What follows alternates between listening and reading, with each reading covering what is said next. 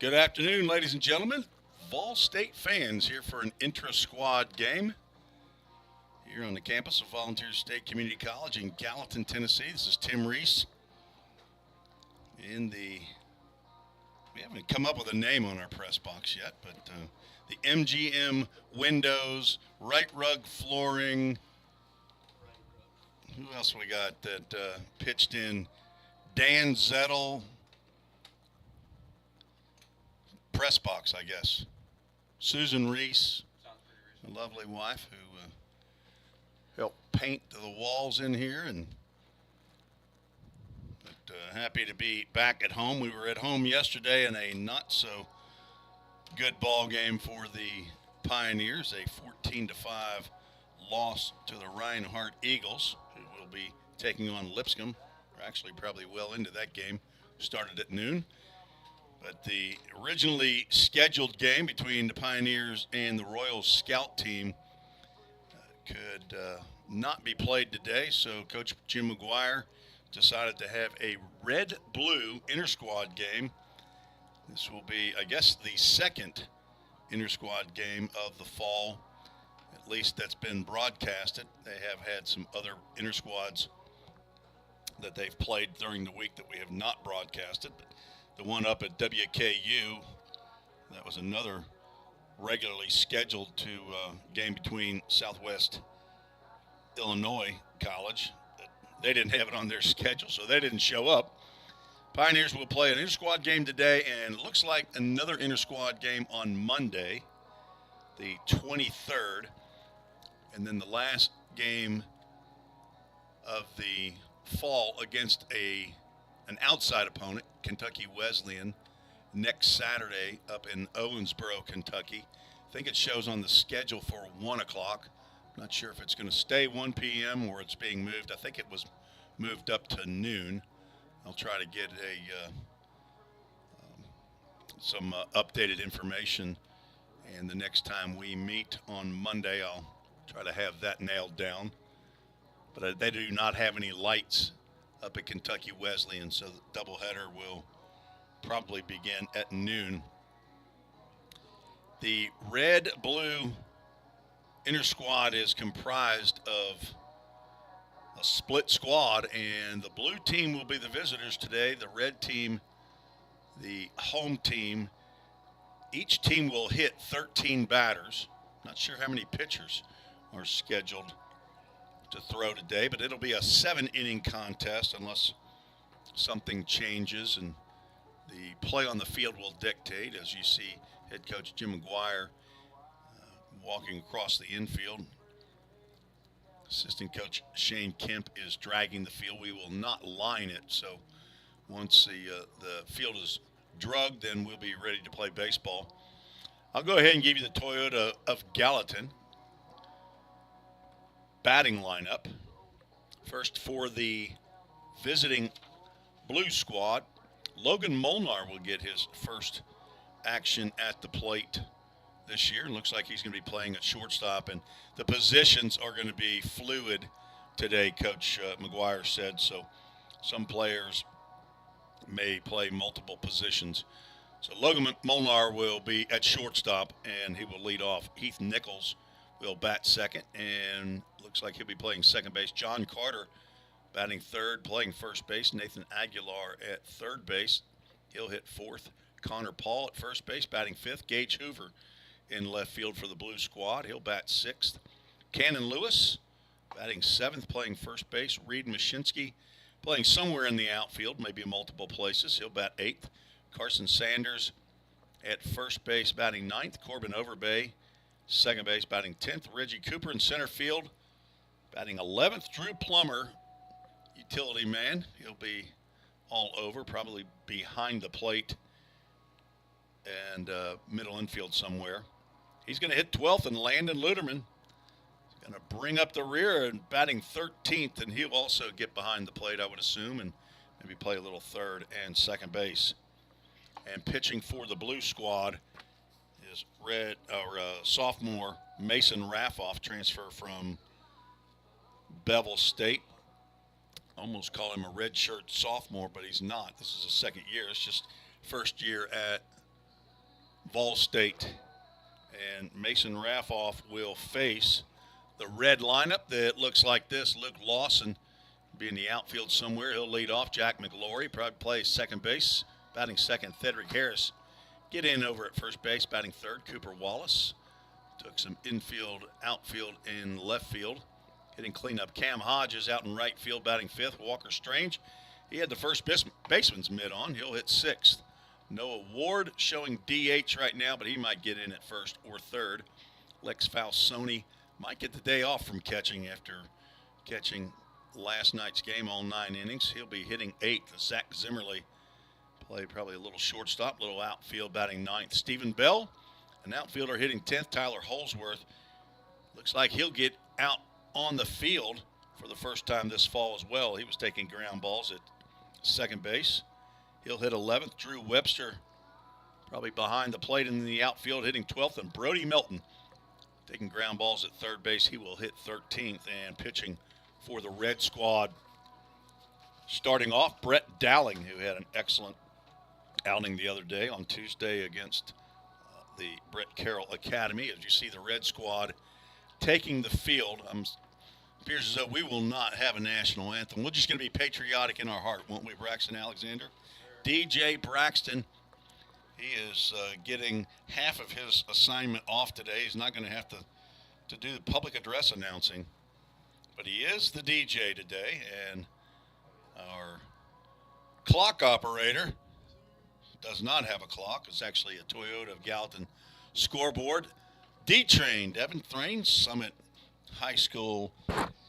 Okay, I keep forgetting. Are you a Thompson Station, or are you a, what's the other one? Spring Hill.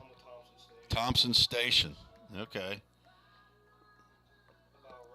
And, okay, so Independence High School is close to Summit. Braxton Alexander, of course, is from Woodbury, Tennessee, Cannon County. They are both medical red shirts, recent Tommy John surgery, and they'll be out this next spring, chomping at the bit to get back out on the field. It's killing them to be up here in the press box, even though they get to hear this award-winning wit from your broadcaster here, and they're learning some things up here. They learn not to be too poor to pay attention, right, Devin? We're going to put that phone away today, right? We're not going to watch any college football. There's no football games going on today, right? Ohio State's not beating Penn State yet. Third Saturday in October means something to Braxton Alexander. I don't know what that is. Maybe somebody's birthday. It's your girlfriend's birthday? No, It might be. Probably not. Let's see how our... Oh, no. We're going to have to move that. That's got to be moved back just a hair. Logan Kimberlin, we're going to have to move that screen back maybe just a hair to get on our... Get that out of our vision. We'll work on that here after this half inning. We are set to go. 75 degrees here at game time. I'll put up an email address. We can do the chat, but maybe an email might work better for some of you to let me know who you are, where you're listening from, and who you're rooting for, which particular player. So we are set to go with a first pitch from Brett Dowling. First swing by Logan Molnar will send that baseball over to the newly created park to the right in the tree line. We are underway at 1:28 Central Time. Next offering from Dowling, low for ball one.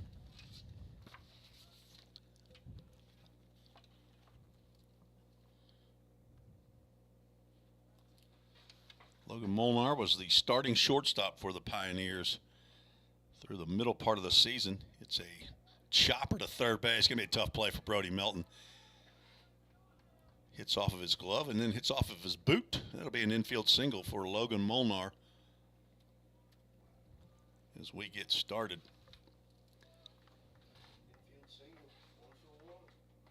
batting 1,000. And next up, Heath Nichols from the high school here in Nashville, formerly known as Hillwood High School. You don't have it? You know, Braxton Alexander? Canyon County probably did not play Hillwood often. Heath, a freshman. Dowling actually is pitching to Falsoni, so Falsoni does not get the day off. Behind the plate, Brody Melton at third, Zach Zimmerly at short, Tyler Holsworth at second base, and Walker Strange at first.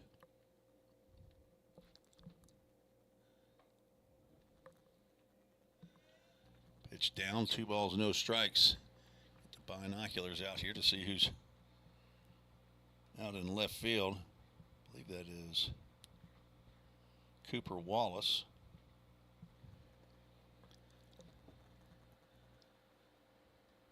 2-0 pitch, throw over to first.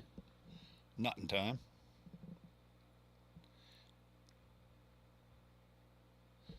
Luke Lawson in center and Stephen Bell in right. 2-0 pitch, down and inside. Heath Nichols has not had a lot of at-bats. Officially 0 for 2. Looking for his first hit of the fall.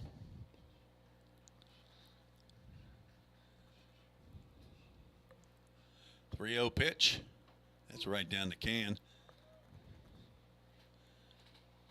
Our umpire today is Trent. No, is that Logan? Trent Miller, the Logan Kimberlin lookalike out there. As I say, Kimberlin's right here in front of me, isn't he? Oh, Coach McGuire. Sitting right behind that screen, and that's ball 4 and puts runners at first and second. Logan Molnar not sure what to do down there. It's the first time in the fall he's been on base. So a walk to Heath Nichols. Puts runners now at first and second with a big John Carter stepping to the plate from Milan, Tennessee.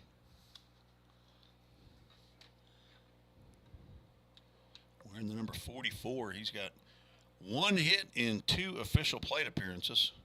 He's also been hit by a pitch. He's on base 2 out of 3. There's I believe, a strike call. Was that right? We're going to need a little more definitive pronouncement of the strikes out there from our umpire. Dowling looks back at second, and the pitch is low and away. Carter's 1 hit, a home run up at WKU in the inter-squad game.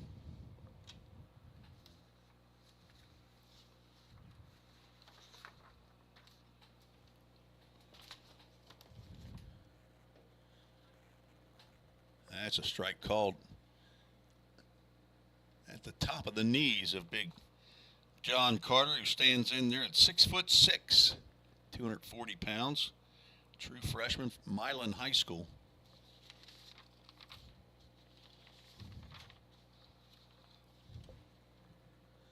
That pitch gets away from Falsoni. Both runners will move up on the wild pitch.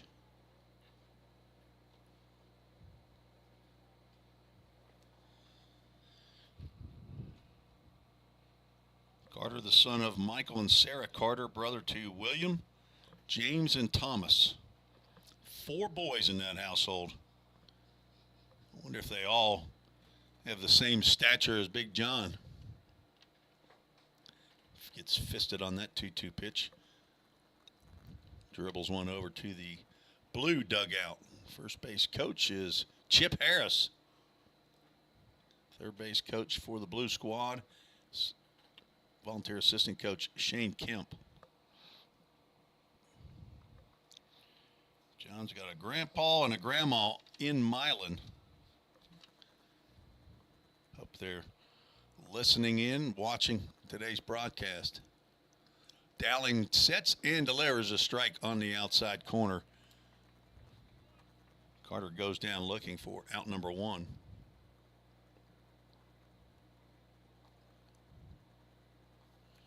Brings up Nathan Aguilar, another true freshman. 5'9", 205-pound infielder from Rockvale High School, hometown Murfreesboro, Tennessee. He has had him a good fall. Looks at a breaking pitch, it misses out.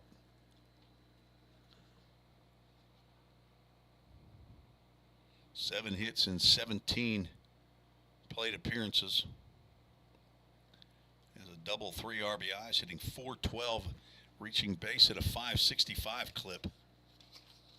Pitch down in the dirt.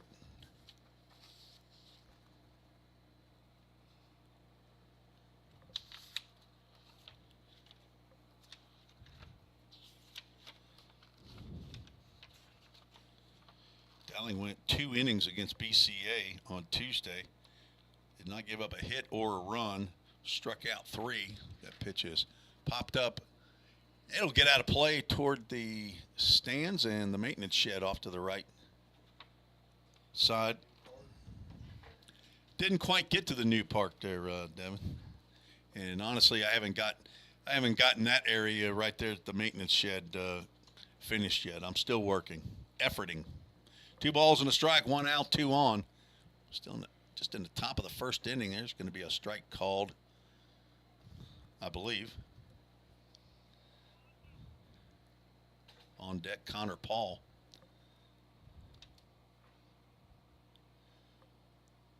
Aguilar is a business management major, the son of Reynario and Ivania Aguilar.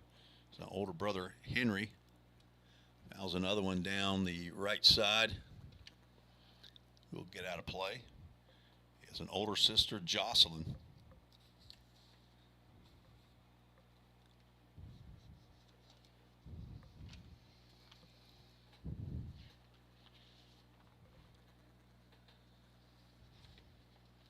A little bit of wind coming from center field over to right, just like yesterday. Not quite as strong as last night.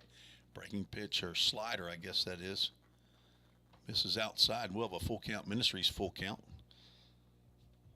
Thanks to Full Count Ministries and all of our sponsors. We're helping get these guys out on the baseball field and in the various ways that these sponsorships make a difference.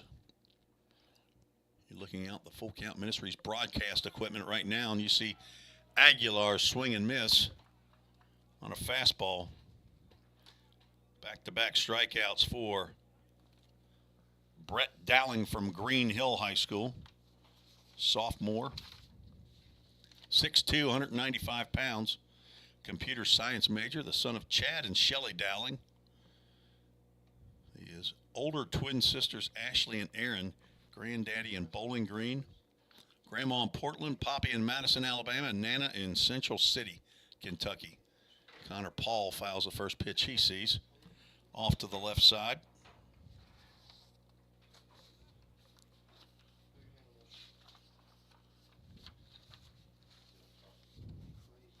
Connor, a two-way player, pitcher, and a first baseman. He's had pretty good success in the batter's box so far. Connor, 6'2", 215 pounds, from Ravenwood High School, one of 3 from Ravenwood. Lives in Brentwood, Tennessee. Son of Jonathan and Emily Paul. Brother to Aiden. He drives one out to right center field. And this ball is gone over the Full Count Ministries sign in right center field. That's a 3-run bomb for Connor Paul, his first of the year. Came in hitting .429, 3 for 7. Moved that up to 4 for 8. Home run, and now 4 RBIs on the season. A Framework Athletics first runs of the game for the Blue Squad.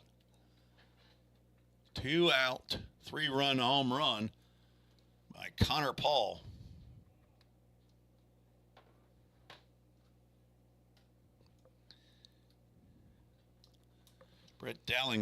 provided the power there with the fastball, and Connor Paul did not miss it. Gage Hoover takes one high and tight.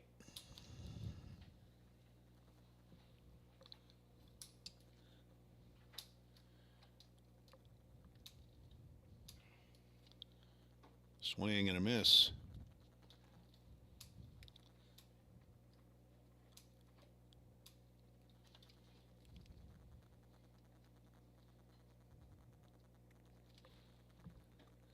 Another swing and a miss. Count goes 1 ball, 2 strikes. Cleared the bases. Dowling almost got out of the trouble. An infield single. And then a walk, put 2 runners on. Wild pitch moved him to second and third.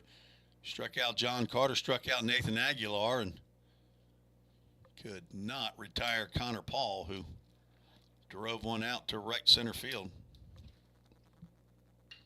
There's a shot into left field. That'll get in for a base hit. Back-to-back hits.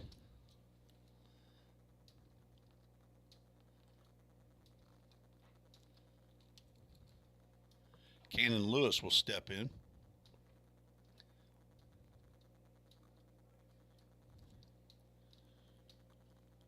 He is a redshirt sophomore, transfer from Roane State Community College.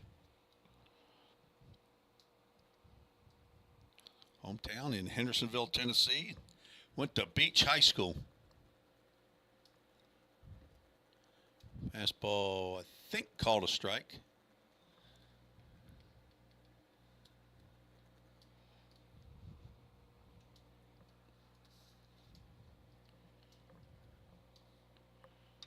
Cannon hitting .360 has 9 hits in the fall. Breaking pitch misses low and away. These are all unofficial stats, by the way. Kept from my scorebook for the most part. 3 doubles, a triple, a home run, 3 RBIs. Fouls that one off, just gets over the backstop screen, and our umpire, Trent Miller, says we're out of baseballs, let's go home.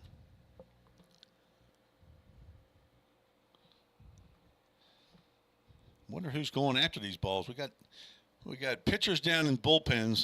Whoever pitched yesterday is not going to pitch today. You'd think those guys might be the ones that'd be on foul ball duty.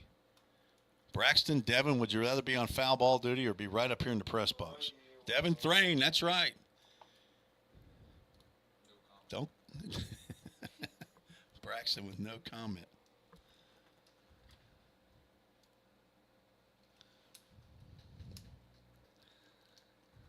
Folks, I'm going to have to go shopping for a new laptop here soon. Mine's talking back to me.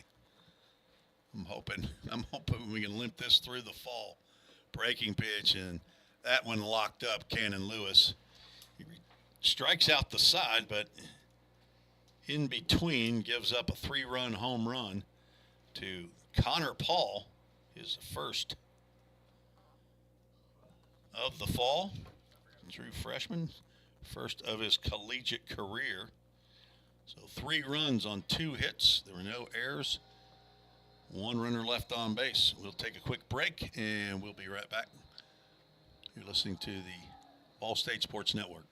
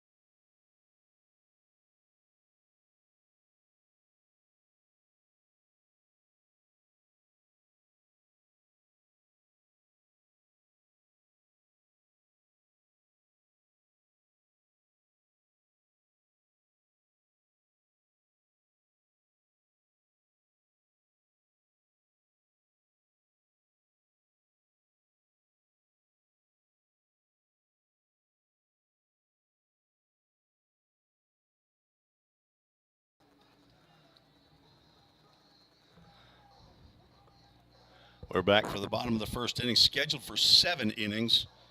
Might have changes depending on how the ball game goes. Mason Raffoff out on the mound for the Blue Squad, who enjoys a 3-0 lead. That makes Devin Thrain happy. He's on the Blue Squad, even though he's a medical red shirt. Braxton Alexander wearing the red practice jersey today. So we have some divided alliances up here in the press box. I am, of course, neutral. First pitch to Luke Lawson, misses outside. Luke, freshman from Knoxville, Tennessee. Halls High School. He's actually from Powell, Tennessee. He swings through that offering from Raffoff.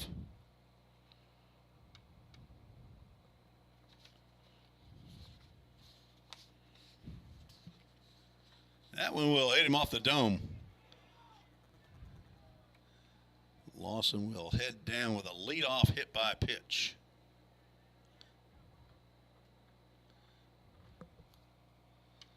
It is the third batter that Raffoff has hit this fall. He's got 6 innings of work in 7 games, giving up 9 hits, 12 runs. Only 7 were earned. 8 strikeouts. And Jack McLaury will step in, another true freshman. Look at a pitch right down the can for strike 1. McLaury, another two-way player. Right-handed pitcher. Middle infielder. Swings it from the left side. Throw over to first, and Lawson is back. See if we can get that crowd noise. Hopefully you can hear the crowd above the swarm of wasps that are just outside the press box. I need an exterminating company to come in and give us a little help. And they have him picked off. Lawson heading to second base, and he's going to be in there as the throw is high from Connor Paul. The tag by Logan Molnar is applied late. So he's stolen base by Lawson.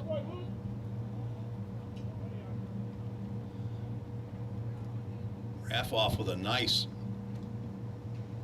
move over to first base. Lawson going on first movement. Not sure what the Blue Squad was really complaining about right there. I didn't think they, unless Lawson came off the base after he slid in. I thought he was easily in at second base. Square to bunt is McLaury, and the pitch goes outside.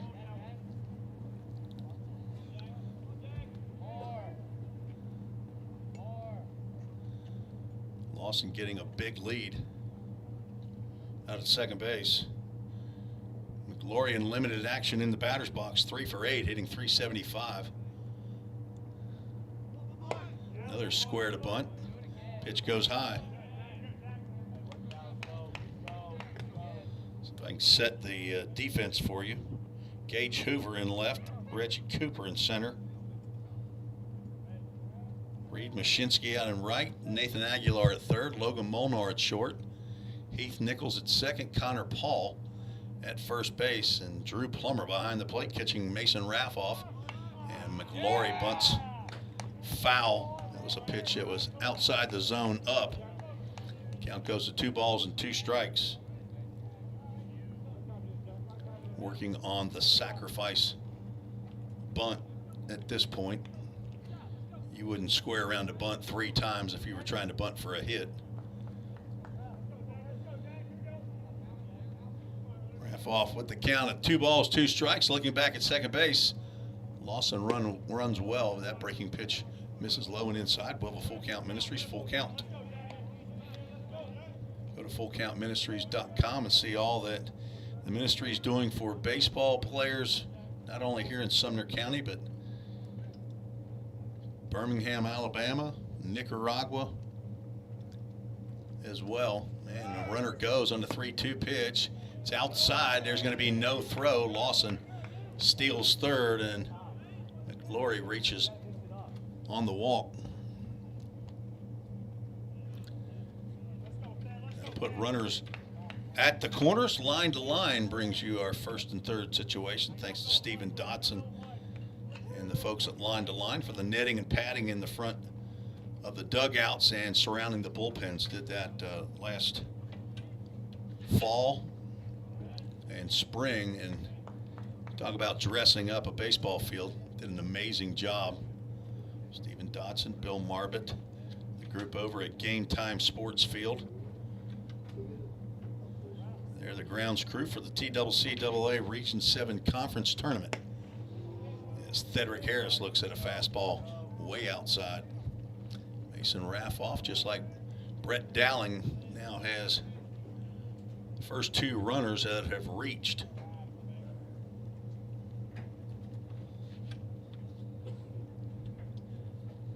Thedrick Harris, redshirt freshman. He's got to throw over to first base. McGlory is back.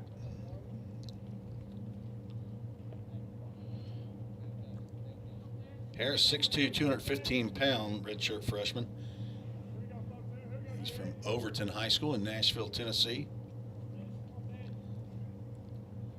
McGlory dancing off of first base. Raffoff will deliver, and Harris will hold up as that pitch misses high and away. Count goes 2 balls, no strikes. Thedrick has 5 hits this fall and 14 official plate appearances, 4 RBIs, hitting at a .357 clip. There's going to be a pitch on the inside corner for a called strike.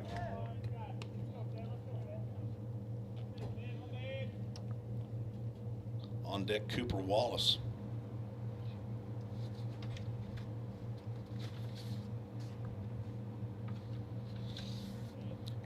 Throw over to first, McGlory back. Luke Lawson down at third base after getting hit in the helmet, leading off the bottom of the first inning. Harris, the tying run, is at the plate. He hits a ground ball up the middle. Molnar will glove step on second, throw to first base for a 6-3 dudette double play. Lawson does come in to score the Framework Athletics first run of the game for the Red Squad. No RBI given to Harris, but nice play by Logan Molnar out there at second base.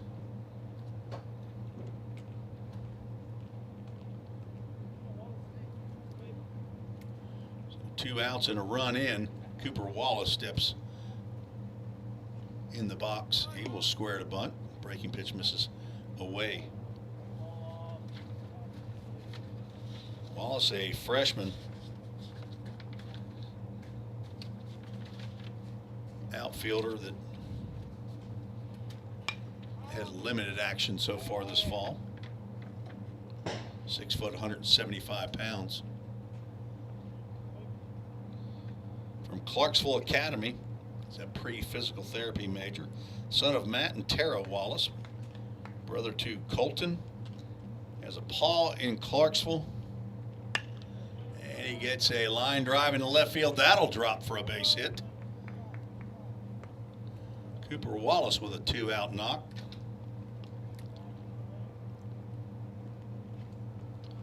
First hit of the ball game for the Red Squad. Paul in Clarksville, a Poppy in Daytona, Florida, and a Dee Dee also in Clarksville for Cooper Wallace. That brings Cam Hodges, one of the Sevier County boys, he and Corbin Overbay.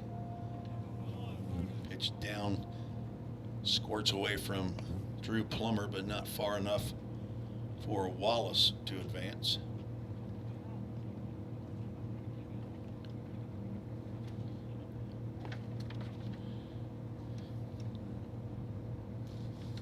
Cam's dad is the sheriff of Sevier County.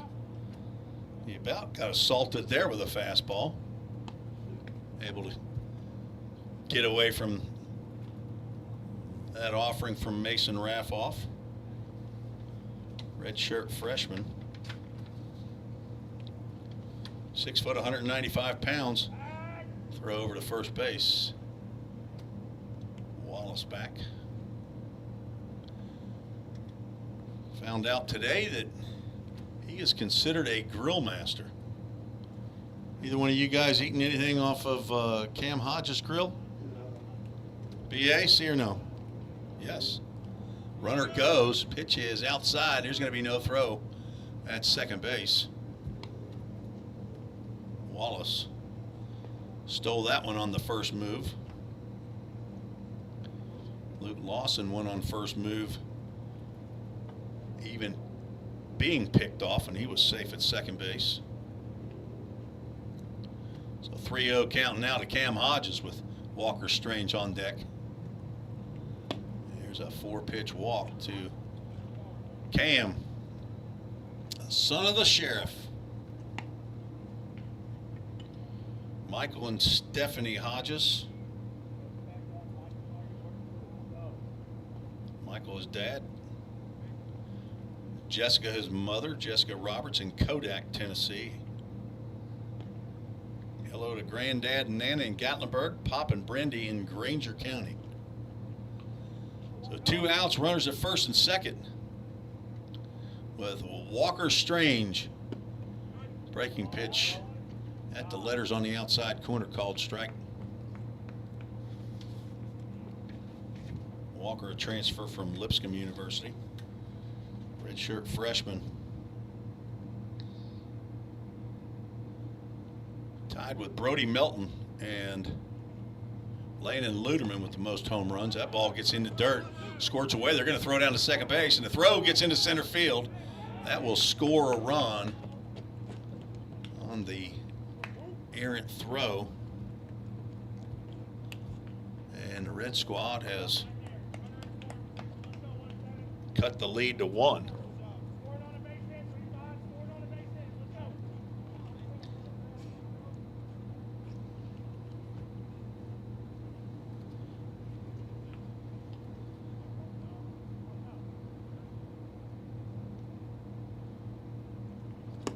Swing and a miss by Walker.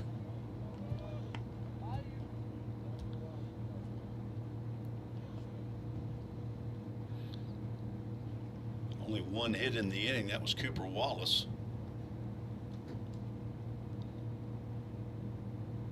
A hit by pitch and a couple walks. Tying run out at second base. Walker Strange swings over the top of a breaking pitch, and Drew Plummer will throw down to first base to complete the out. The red team almost matches the 3 by the blue squad in the top of the first. They scored 2 runs on 1 hit. There was 1 costly error, 1 runner left on base. One of those runs was earned. After 1, we're scheduled for 7. Not sure exactly how it'll go, but inter-squad between the Vol State Blue and the Vol State Reds, 3-2 Blue. We'll be right back after this break on the Vol State Sports Network on YouTube and Twitter.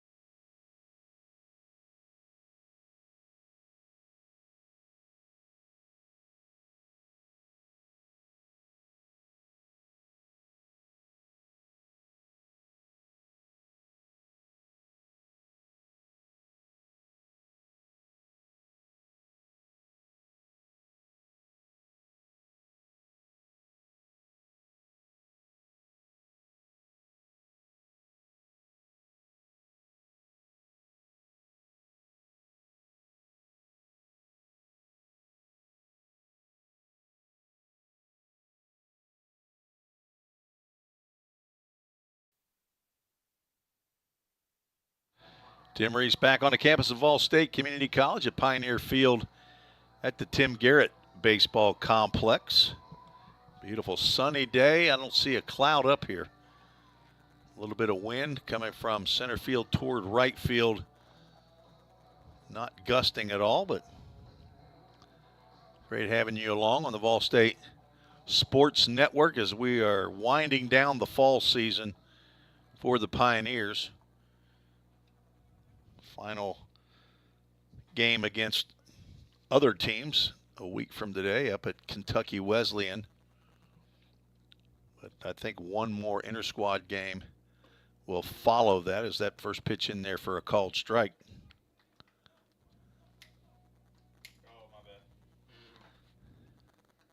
Reed Mashinsky, Carson Sanders, Corbin Overbay scheduled here in the top of the second inning. Mashinsky fouls that one off to the right side. That will get over the tree line. Down in the count, no balls and 2 strikes. Mashinsky hitting .462, 6 hits in 13 plate appearances. Gets a hit right here. He's back up to .500. And he will line out to Zach Zimmerly at shortstop for out number 1.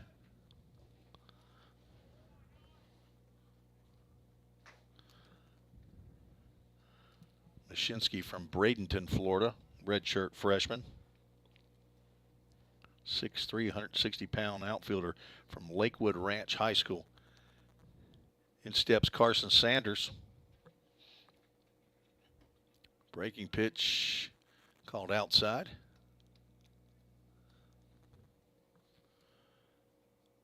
Carson, 5'11", 190-pound freshman from Clarksville High School. 4 Clarksville guys this year, as after having 1 Clarksville player the last 2 years, Keegan Evick. He must have done some recruiting up there. Have 2 from Clarksville High School and 2 from Clarksville Academy. Clarksville Academy guys are Cooper Wallace and I believe Max Castle. Fouled that one straight back. The team barber, Carson Sanders. When you hang out with the squad, you start learning a little bit about some of these guys. Grill master, team barber. We have musicians on this squad? Who? Garrett Bruce? What does he play? Guitar. He plays a guitar? Can he sing a little bit too? I don't know about that one. Another one fouled off to the tree park.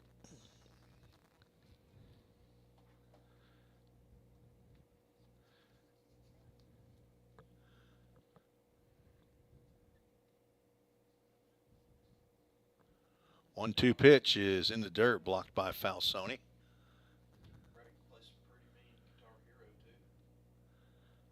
Who can? Dowling's a Guitar Hero guy.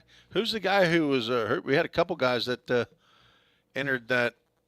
What is it, Madden? Yeah, Parker White. Fastball comes high and tight. Full count. Ministries full count. So Parker White was at what place did he come in? Did he come in like 4th place or something? Yeah, 4th place. Out of how many entrants? 100. 3-2 pitch, and Carson Sanders says, "Thank you, Lordy." The worst thing you can have is to get hit by a pitch on ball 4. Carter Waltz, what does he do? Oh, he played in the Madden. He another one? Played in the Madden? Oh, that's right. Everybody's making fun of Carter Waltz because he got beat by a 9-year-old. I'm not gonna laugh at him for that. I don't even know how to turn the thing on. Corbin Overbay, another Sevier County, Sevierville player. He and Cam Hodges.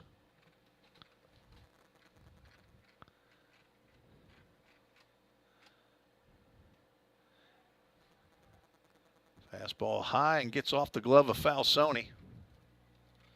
Sanders will move down to second base on the pass ball.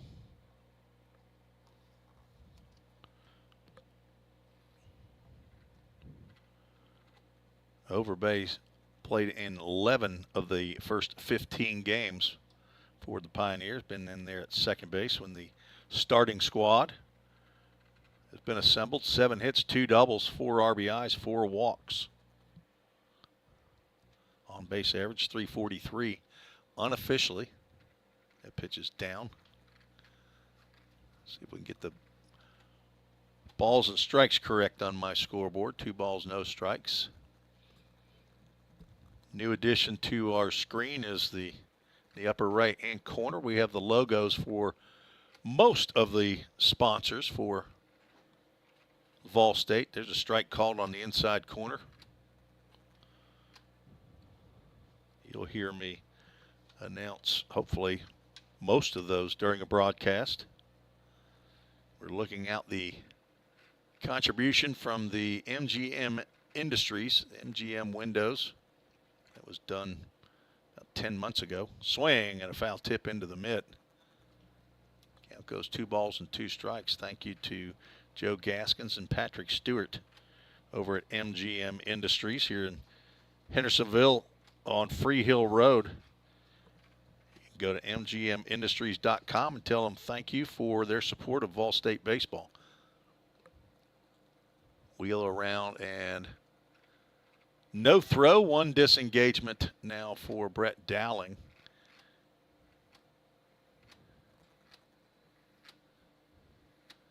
There, my computer is talking to me again.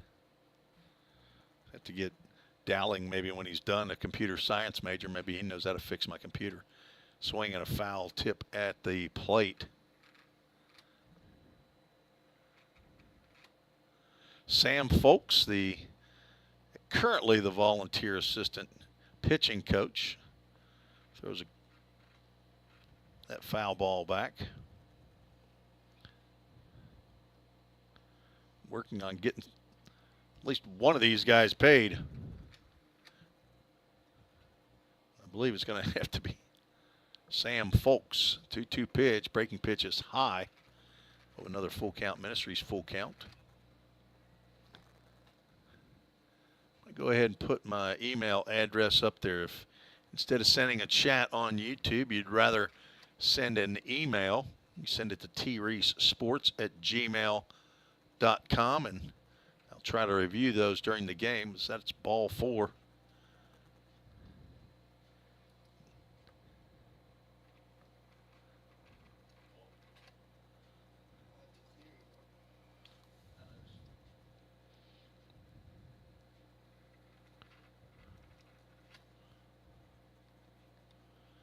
Brings up Reggie Cooper.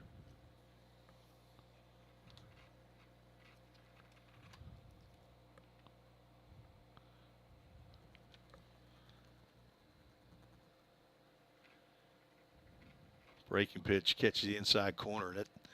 That buckled Cooper. In the email, tell me who you are and how you're connected to Vol State baseball, where you're watching and listening from today. Try to give you a shout out here on the broadcast. Might be easier than sending a chat on YouTube. That ball's in the dirt, gets by Falsoni, and both runners will move up a base.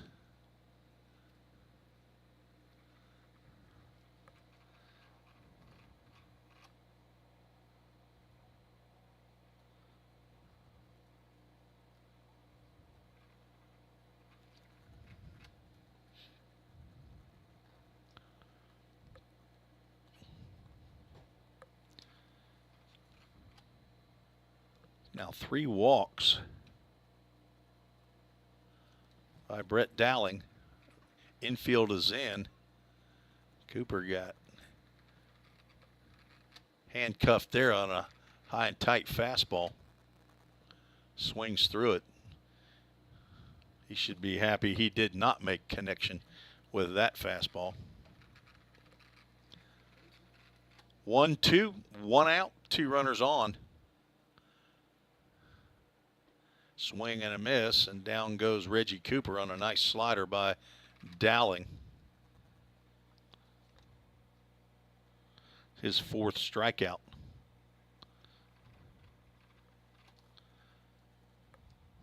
Like I said that he only gave up 2 hits in the first inning. Actually gave up 3 hits, an infield single by Logan Molnar, 3-run homer by Connor Paul, and a 2-out single by Gage Hoover. Now with 2 outs and 2 on, Drew Plummer steps to the plate. Strike called on another slider. That's the pitch right there that Brett Dowling can get some strikeouts on. Problem is he's got to get that fastball a little closer to the strike zone.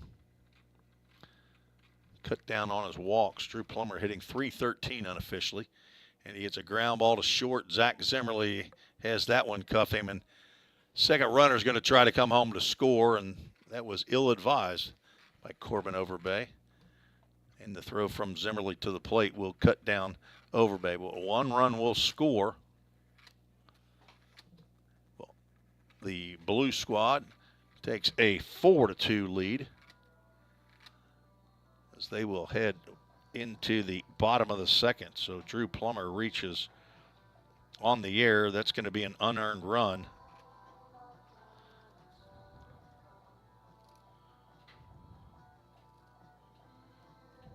For Brett Dowling, and I would assume that his day is finished.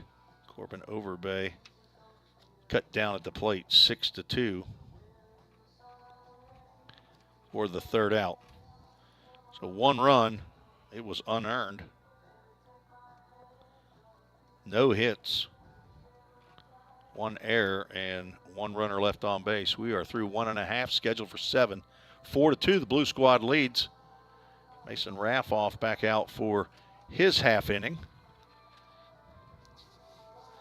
We'll be right back after this short break.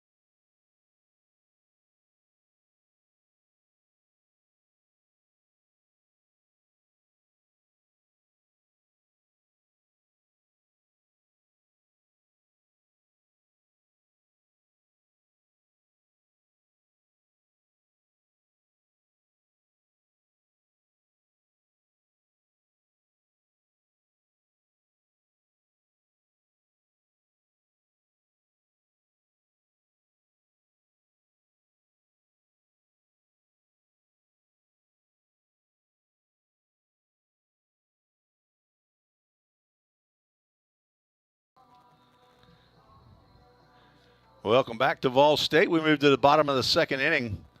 Blue Squad in the inter-squad game here today is leading the Red Squad after 1.5 innings, 4-2. First email of the afternoon to T. Reese Sports, that's Reese with a C, at gmail.com, from Dave Eatman. Dave and Monique were up this past weekend at Trevecca. Sweatshirts and blankets wrapped around. Dave didn't have that. That was Monique. But Dave's a tough guy. They're from Florida, but felt like the middle of the winter when we had 64 degrees maybe and wind chill a little bit lower than that. He's looking for 75 and sunny like we have today. What do you have that all the time down there in Florida, Dave?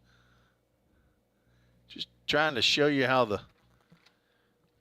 hard Midwestern Southern people live. All right, we got anybody on this scoreboard? Yeah, ball one, right? You waiting for me to say it?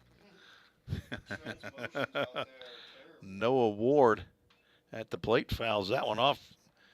Shane Kemp tries to make the play. Better put that thing away now, Devin. Better push it. Put it back in your car. You know, you fall behind on that. Not only will you not be fired, you'll have to do what Braxton's doing. Swing and a miss.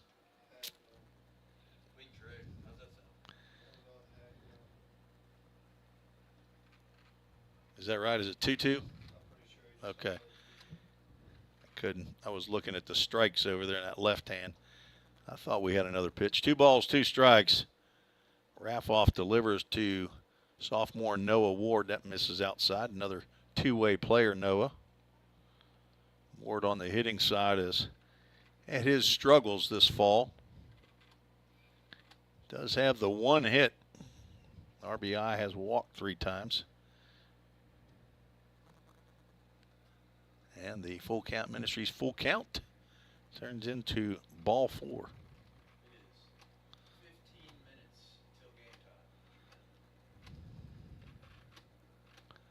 Using a different score book today since we're batting 13 batters. My score sheet doesn't go that high. Trying to get used to this. That's a third walk for Raffoff here in 1+ innings. Like maybe a change up there that went down in the dirt. Lex Falsoni, freshman from Stewart's Creek High School. He and Gage Hoover, true freshman, and Reggie Cooper is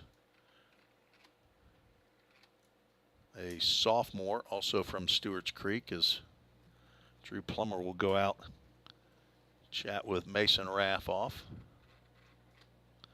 Dave, just want to make sure you know we're praying for you guys up here and for complete healing and anyway, it's a tough situation, and just want you to know we're praying for you. 2 balls, no strikes. Falsoni swings and misses at an off-speed pitch. Looking for that fastball and didn't get it.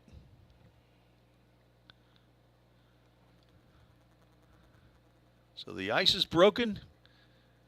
Feel free to send an email to treesports@gmail.com as Mason throws over to first base. Connor Paul receives that one. No changes in the blue team infield. Nathan Aguilar and Logan Molnar still on the left side. Heath Nichols and Connor Paul on the right side. 2-1, misses high and away.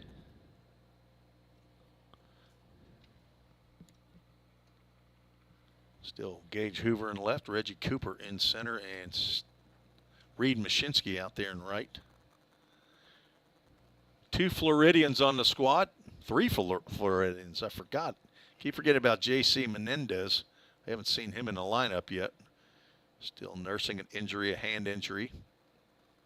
Noah Eatman and Reed Mashinsky back from last year's squad, and freshman J.C. Menendez from Miami. There's a shot down just to the left of Coach Kemp. Hit off the wall and head to the outfield wall. Count goes full. Full Count Ministries, full count. If you know of a company that'd be interested in supporting Vol State baseball and would like to have a sign put out in the outfield, let us know. We'll get that accomplished. Coach McGuire's looking to get a few more outfield signs to line the Pioneer Field here. I think it's $600 to get your company on an outfield sign. Another line drive that gets out of the park into the grassy area. Count remains full. Noah Ward led off the inning with a walk. Falsoni, the tying run at the plate.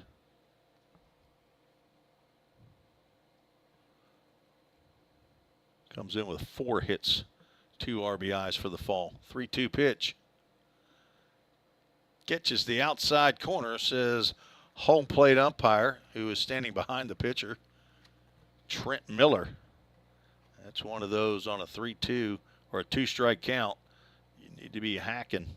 Second strikeout for Raffoff, first out of the inning. Brings to the plate Zach Zimmerly. Yeah, the Wasps are all over. You're going to see them in your view.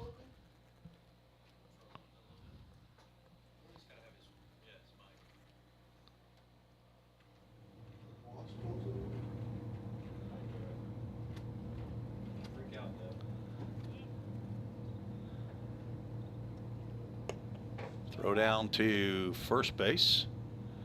Ward back in time. Pitch called a ball.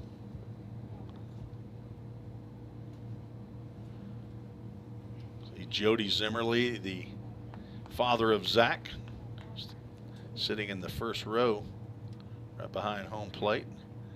A Vol State alum. Jody then went on to Tennessee Tech.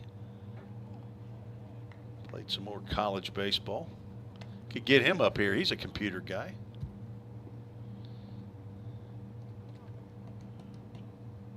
Zimmerly, a redshirt freshman. Right down the road, Hendersonville High School.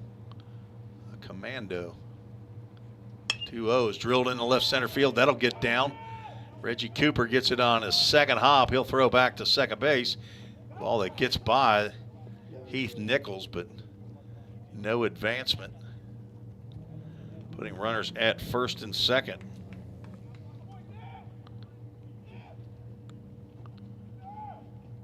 Zimmerly with his 5th hit of the fall.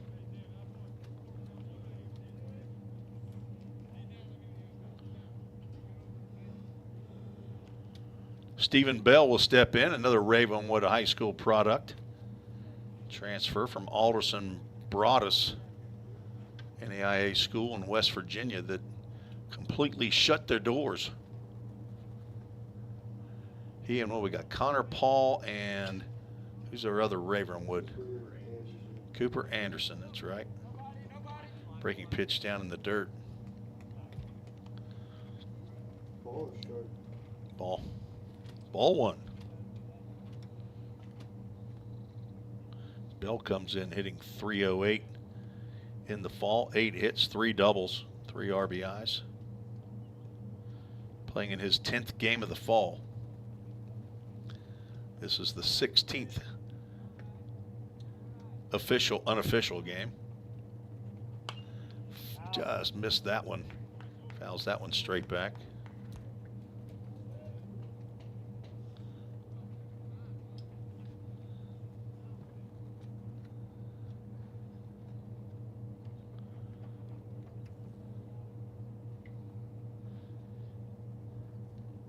We have our regulars that watch. I'm sure Paul White's on here, even though Parker is not throwing today. See Noah Eatman right behind home plate as Dave is watching as well, knowing that Noah pitched yesterday and will not be on the mound today. Appreciate your interest in all these players, almost 50 of them.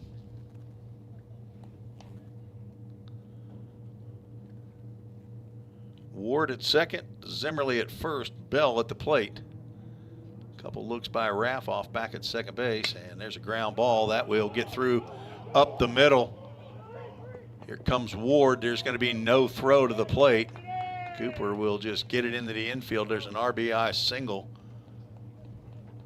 by Stephen Bell. Noah Ward comes in to score.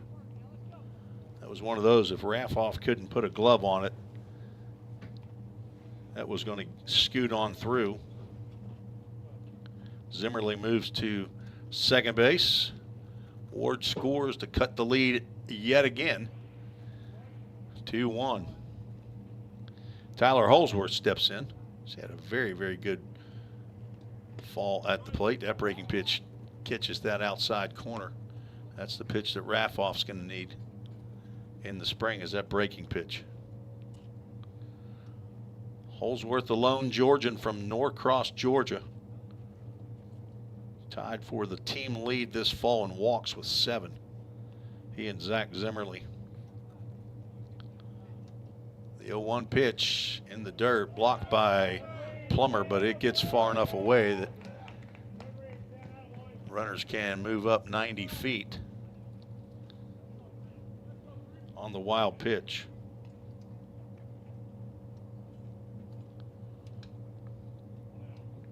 So 1 hit in the inning, 1 walk. I'm sorry, we're going to make that 2 hits. Back-to-back hits, Zimmerly and Stephen Bell.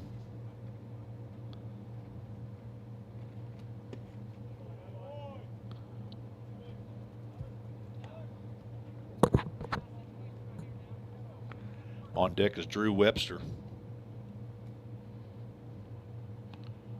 Tyler Holsworth can give the red squad the lead with a base hit as the infield is playing in. Hit the ball hard somewhere, fouls that one off to the right side. That looks like that will hit right off the maintenance shed. Just got over it. Campus is back to the left out in right center field. If you can see through the trees, you see white building when we go to the wide camera, and that is the Gap Distribution Center that employs a few of these Pioneer players. That ball's driven out to right field. That will send Mashinsky back right in front of the track. He makes the catch. That will score Zimmerly. Sacrifice fly for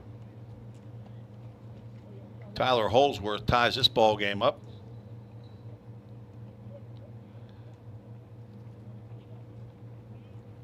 And Webster will step to the plate looking for a 2-out RBI to give the red team the lead. On the play, Stephen Bell moves over to third base, which could be key. Wild pitch or a pass ball will score him and give the red team a lead. Or an error, infield single. Strike called at the knees on the outside corner. The sophomore from Nashville, Tennessee, Christ Presbyterian Academy.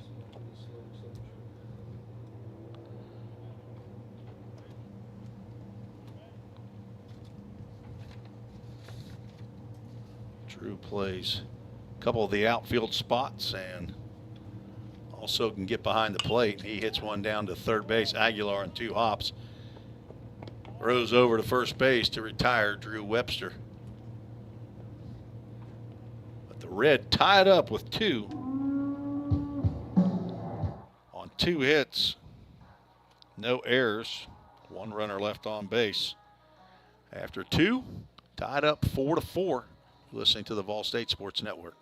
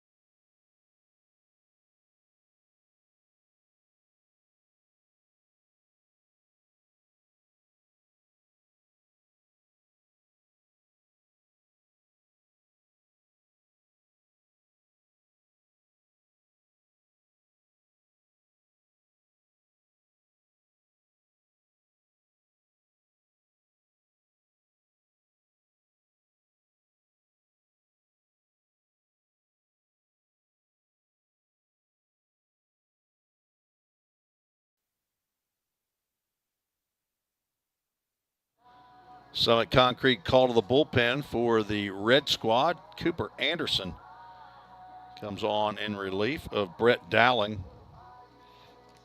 6 foot, 175-pound freshman from Ravenwood High School, hometown Franklin, Tennessee, the son of David Anderson and Christina Sargent. Older sisters Kaylin and Alyssa, older brothers Ryan and Neil. Grandpa Art and Papa and Nana and a grandma did not tell me where they're from. If you're listening in and you want to tell me that's who you are and where you live, I'd be happy to update my information. He will face 13-1-2. And the first pitch gets between left-handed batting Landon Luderman and catcher Lex Falsoni. Ball 1. Luderman from Knoxville, Tennessee, Knoxville Catholic High School. He's a sophomore. Now looking at the 2-ball, no strike count. Anderson on for his 5th appearance of the year. He's thrown 3 1/3 innings, given up 5 hits, 4 runs, 3 were earned, walked 4, struck out 2. Has plunked 1 batter.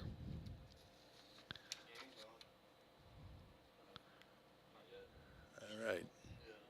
Not sure if that was a strike. That was a strike called right there. 2 balls and a strike.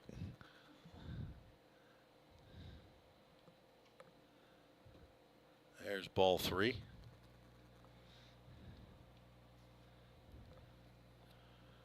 Luderman comes in leading or tied for the lead in several offensive categories this fall. 13 RBIs, leads the squad as he swings and misses there. Brings us to a full count. Ministries, full count. Leads in games played, at-bats with 41. 12 hits, tied for lead in doubles and home runs, hitting .293. 3-2 pitch is high. He'll take a walk. So the first batter that Cooper Anderson faced reaches via the walk.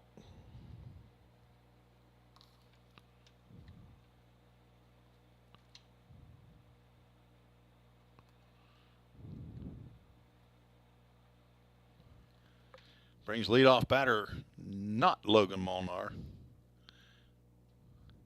We're going to move down to, is that Nathan Aguilar? No, it's J.C. Menendez. Okay. J.C.'s going to get an at-bat here. So we're going to bat 14 on the Blue Squad.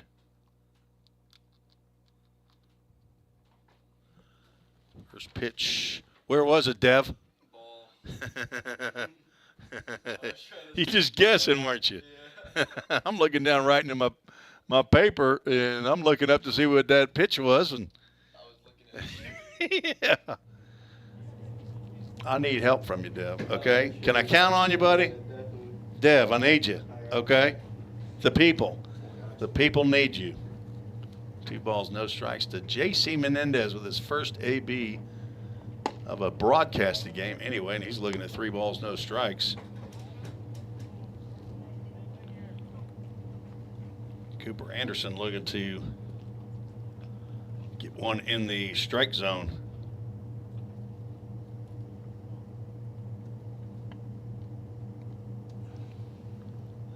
.30 pitch, breaking pitch.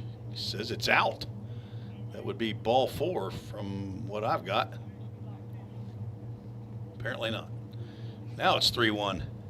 Trent needs to work on his emotions. We're flipping coins up here, aren't we? Heads is a strike and tails is a ball, and that's ball 4. I guess we just wait for him to start running down to first base. First 2 reach via the walk. And now Logan Molnar will step to the plate. He had an infield single. Chopper down to third base. As we have a change in some of the defense. Walker Strange now at third, and Thedrick Harris now at first base for the Red Squad. Zach Zimmerly still at short, and Tyler Holsworth still at second base. Cooper Anderson steps off and fakes a throw with Landon Luderman down there telling everybody how many disengagements. Now, you only allowed one of those, right? Is that how I keep getting one of those? You can throw to the base as many times as you want. Breaking pitch misses out. If you step off and throw it to second or shortstop, you're okay.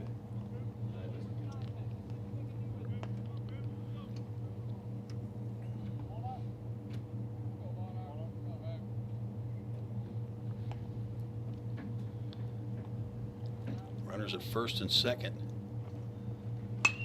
Driven out to right field. Molnar's bidding for extra bases, and he will foul ball, just barely foul, down that right field line.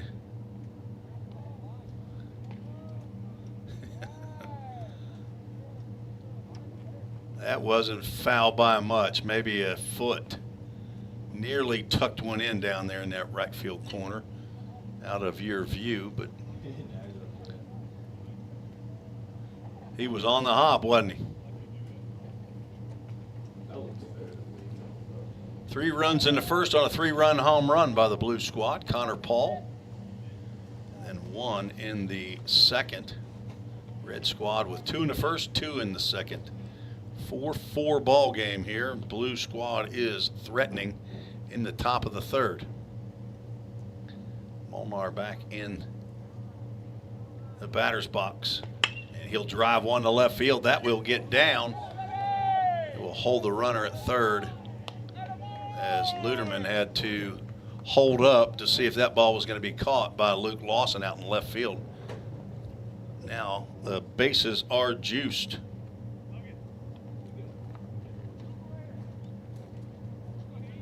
No outs. 0 outs. Heath Nichols stepping in. He walked.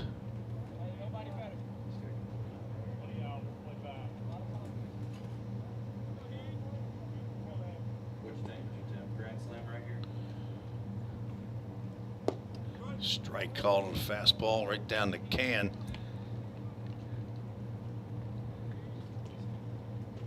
Grand slam home run right here. BA's calling it. Braxton Alexander. Heath Nichols with his first hit. If he doesn't get hit, gonna ride one out of here on a rail. The wind that hurt Molnar's extra base hit bid down that right field line, still blowing center field to right field.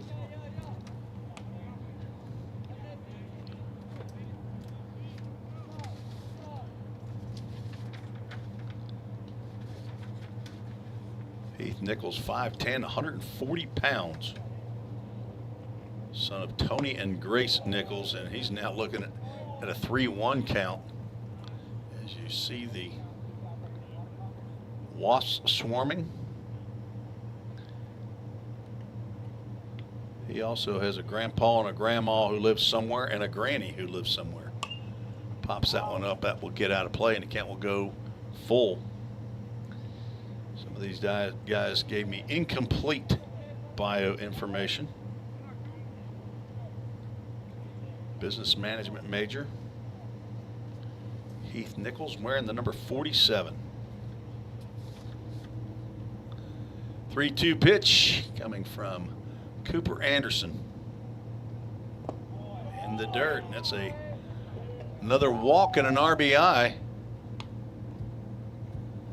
And the Blue Squad takes the lead back. First 4 that Cooper Anderson faces have reached.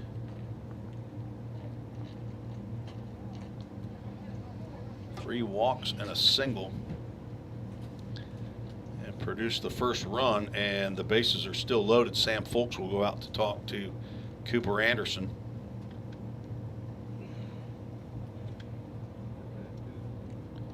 John Carter will come to the plate.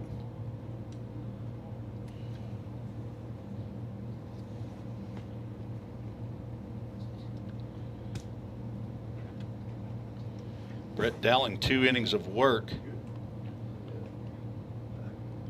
Gave up 3 hits, 4 runs, 3 were earned. Walked 3, struck out 4.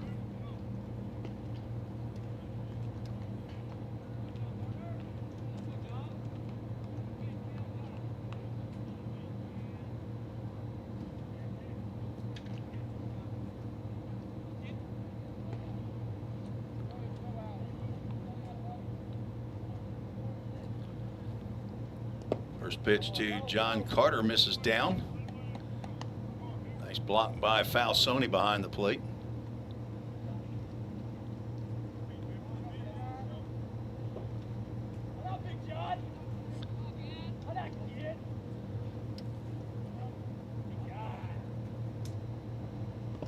Another pitch down in the dirt.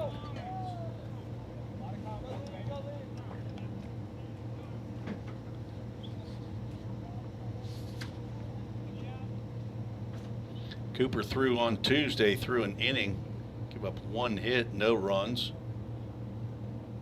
Did not walk a batter, did hit 1 in his inning of work.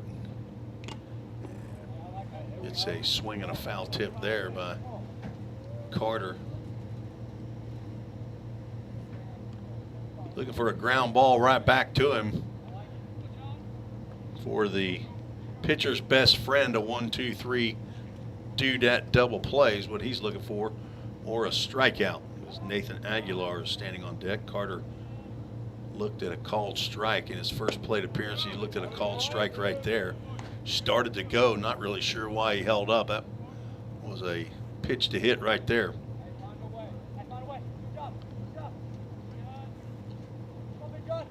Two balls, two strikes. There are nobody out.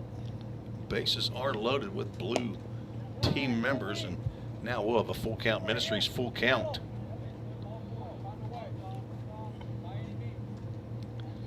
Putting together the list of folks to go on mission trips for next summer. You can go to fullcountministries.com and see if there's a trip that fits you. Ground ball to short. Zach Zimmerly going to go the short way.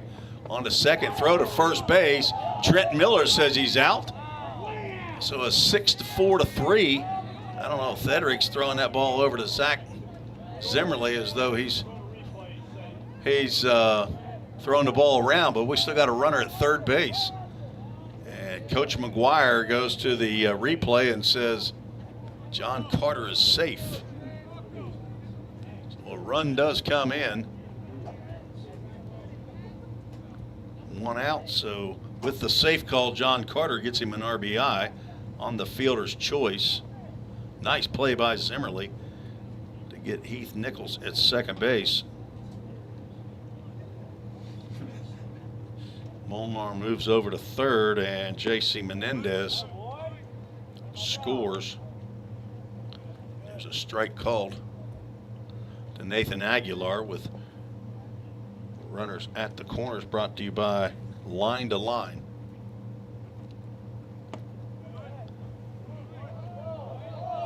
Is that another strike called? Hey, pretty nonchalant strike call out there, isn't it? These guys aren't trained to be umpires, though. But you think pitchers would understand the adamant call. Nice block by Falsoni on that breaking pitch in the dirt.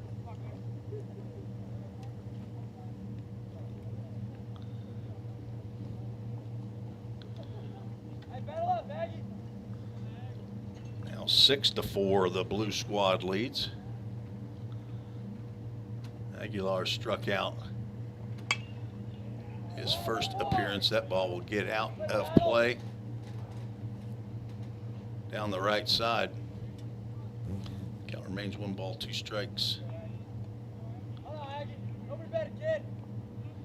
We must be just losing baseballs today. Apparently, I don't see anybody going after these balls.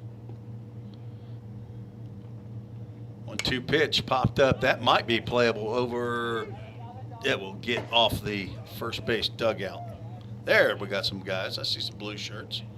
Caden Triggs and Carter Waltz heading out to get these $9 baseballs. These Rawlings baseballs we got from hit after hit through the Rawlings contact. Thanks to Lem Pilkington and his connections with Rawlings. They've got a sign out on the left field wall just below the Toyota of Gallatin scoreboard. Folks, if you get on campus, you can come into the Pickle Field House right across the parking lot now and see the brand new basketball scoreboards. 2-2 pitch drilled out to center field. And our new center fielder is Stephen Bell. He makes the catch. Logan Molnar is going to be in trouble. The throw back to first base. Both runners are going. And there's an errant throw that will then score and get Logan Molnar and John Carter off the hook. As a run comes in, have to go back to that replay to see what happened there, who made the throw, but Molnar does tag up. Not going to be a sacrifice fly. It's going to be a fly out to Aguilar for out number 2. But the error will allow Molnar to score. Have to look back on the replay to see who that throw came from. I was wondering why it was going to first base. I forgot that John Carter was on down there. First pitch to Connor Paul outside the zone for ball 1. Paul hit a 3-run home run with 2 outs in the top of the first inning.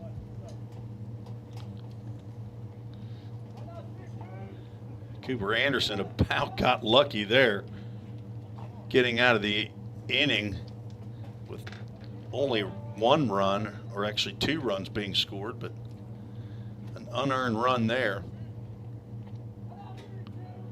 for the 3rd run of the inning. Ground ball to the right side, Overbay. No, it's Tyler Holsworth makes that play and throws to Harris for the 3rd out. But 3 runs do score. There was 1 hit in that inning. 1 error, 1 runner left on base. We are through 2.5 innings, and the Blue Squad keeps on scoring. They're leading 7-4. You're listening to the Vol State Sports Network.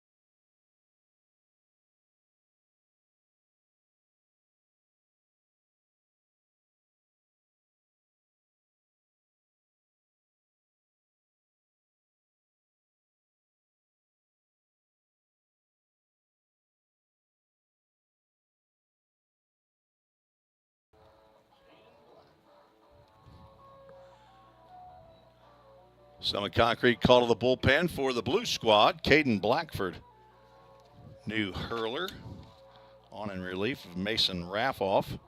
So 37 gives way to 38 on the jersey.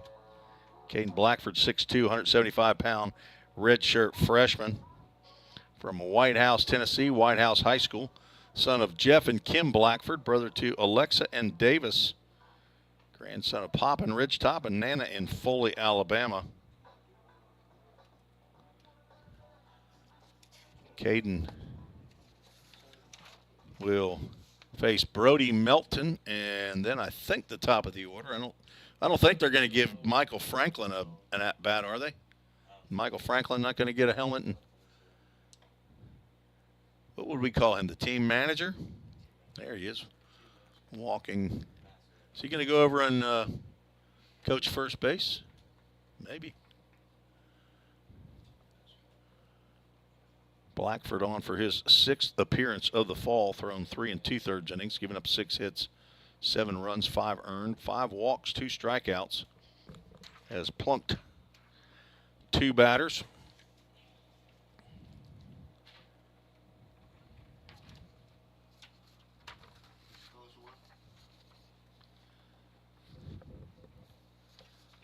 So Melton and then Luke Lawson. Melton swings at the first pitch, a breaking pitch, and lifts that out, and it will be blown back over to right field.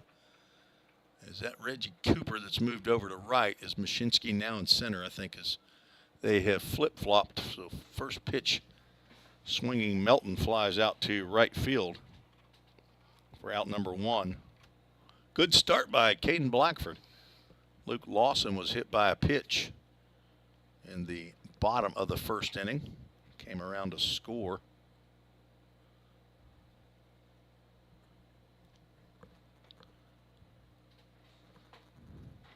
Trying to see who drove him in, but I think that was, he came in on the ground ball double play off the bat of Thedrick Harris.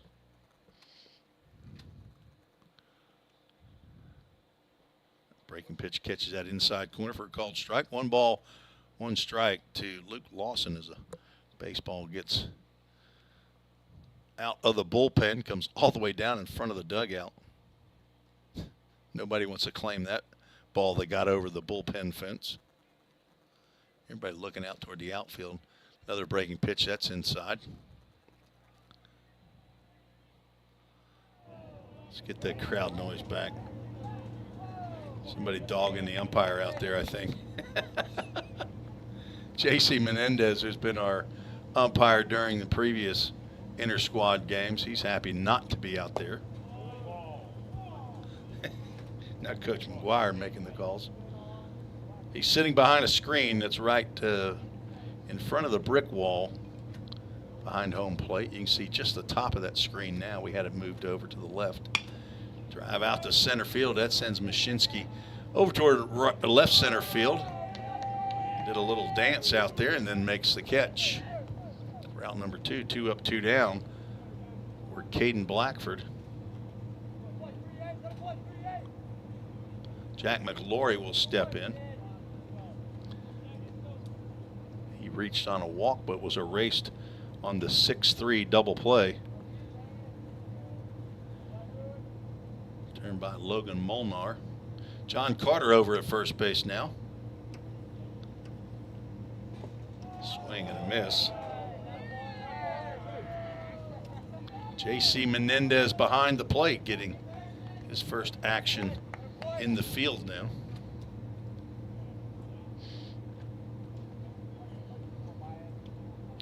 So Cooper in right, Mashinsky in center. Breaking pitch. I assume that was a called strike. Yeah.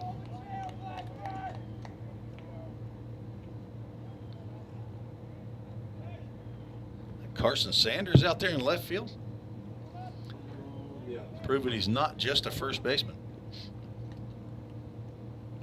Breaking pitch. Aguilar running off the field over at third base, but that was a bit wide. Heath Nichols at second.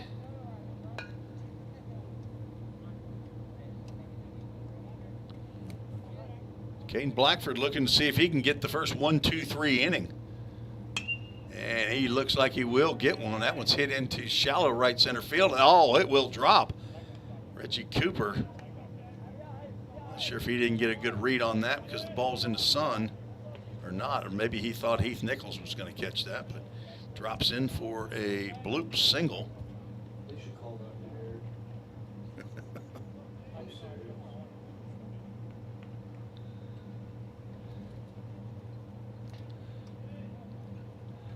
Devin Thrain calling that an error. That's a pitcher talking. And an outfielder. Shoot. That plays outfield too. Play outfield, coach. That's right. I saw you with a bat in your hand. All right, I don't know. Did he call that a strike?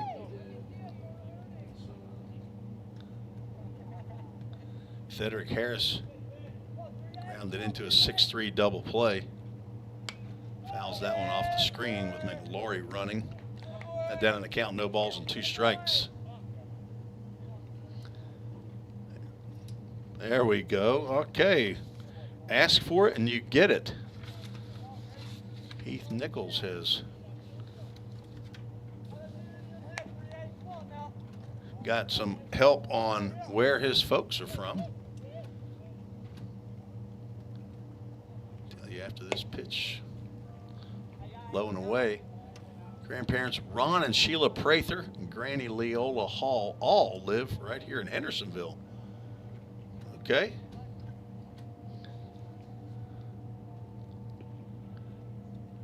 Now the next question is for Philip Nichols. Ball's in the dirt, and McLaury will head down to second base. What does he call Ron and Sheila Prather? Is that Grandpa and Grandma, I assume? That's what we're going to do. I think that's what he said they call them. And Granny is also in Hville. Thank you for your help, Philip Nichols. Fly ball out to right field. Cooper will have a little better shot at this one. He'll make the one-handed catch for out number 3 to retire the red squad. So no runs, 1 hit. No errors, 1 runner left on base. We are through 3, scheduled for 7. There's the first inning without a run being scored. If you want to, send an email to treesports@gmail.com. Tell me who you are, who you're rooting for, why you're even watching and listening to the Vol State Sports Network on a Sunday afternoon when there's so many other options out there. Be right back on the Vol State Sports Network.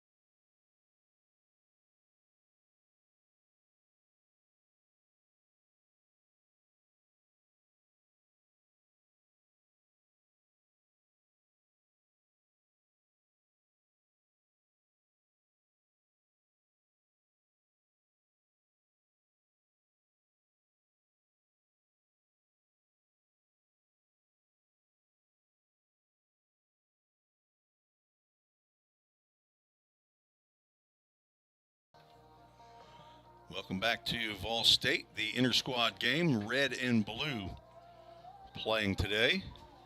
We will keep these same teams for another inter-squad game, I believe, on Monday. And then maybe one more after the Kentucky Wesleyan game on Saturday, so sometime the week following that. Theron Lee is the semi-concrete call to the bullpen for the red squad.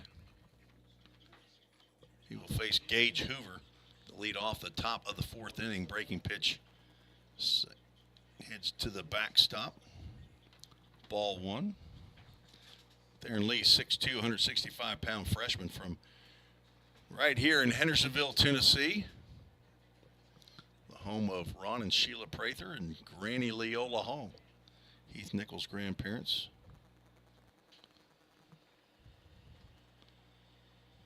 Hoover singled to left in his first plate appearance. Pops that one up in the infield. See who's going to take charge of that. Thendrick Harris says he's got it, but he will not be able to make that grab. It will fall just over his glove. Gage Hoover reaches on the error.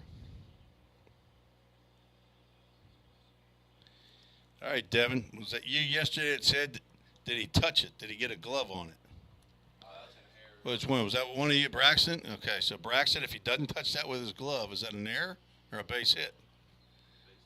Should he have caught it? Yes. It should have been caught, right? I mean, the wind had something to do with it. The sun probably a little bit, but it's up in the air long enough that you would expect. But sometimes we had a couple games down in Millington that we were riding the struggle bus on catching a ball that was in the air, right?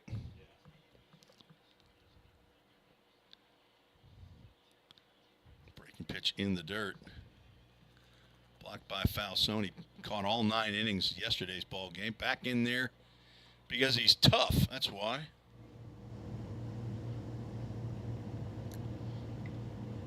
Cannon Lewis struck out looking to end the first.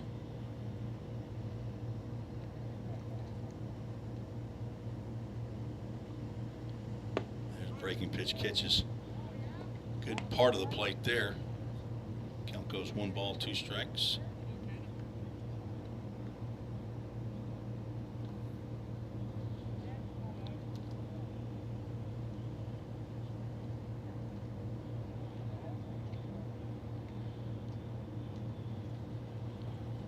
1-2 pitch is fouled off to the right side, just over the maintenance shed.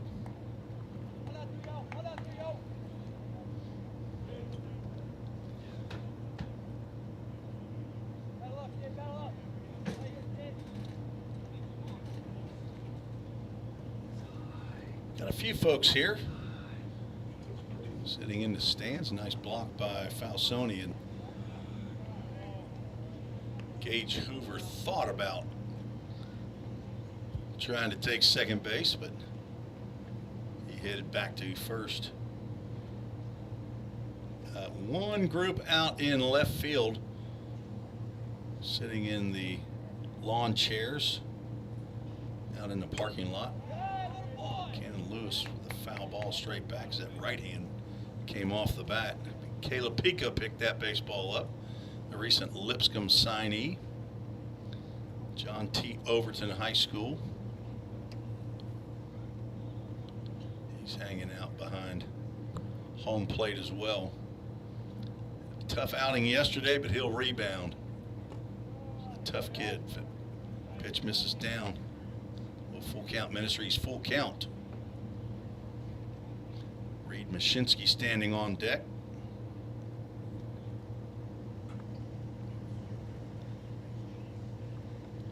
A 7-4 lead for this blue squad. Looking to add on, and that'll be ball 4. Putting runners at first and second.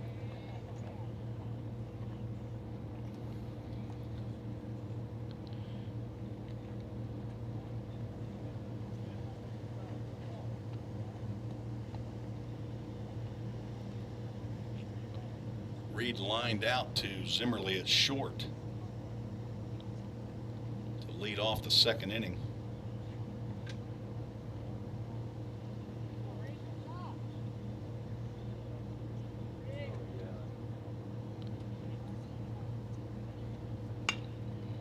Mashinsky likes going that opposite way and fouls that one off into and out of the bullpen.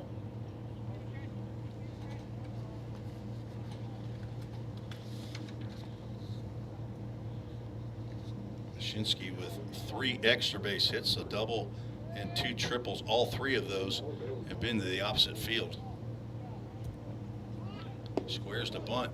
Got the runner hung up at second base. Throw down to second. Now we got us a good old-fashioned pickle, and Hoover's going to be out. 2-6 to 5-6. But on the play, Lewis moves down to second base.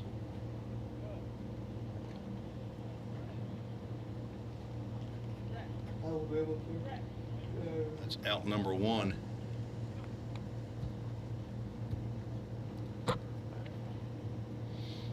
Hoover got caught up between second and third base. Falsoni able to get him picked off. Breaking pitch misses down.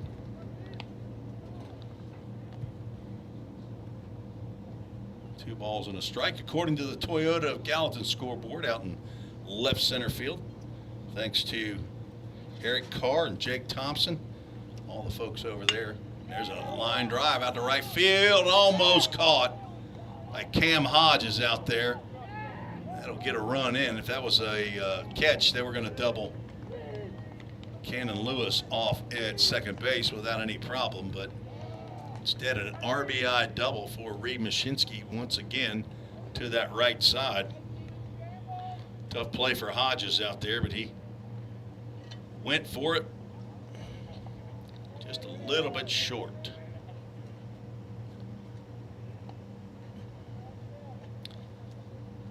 Blue team now taking a 4-run lead.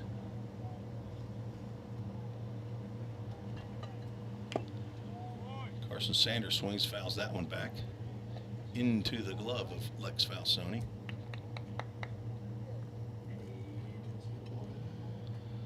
How big does that pickoff look now?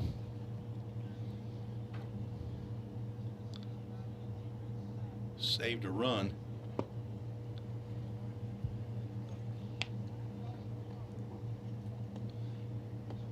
Sanders walked and scored in the second inning. His was an unearned run.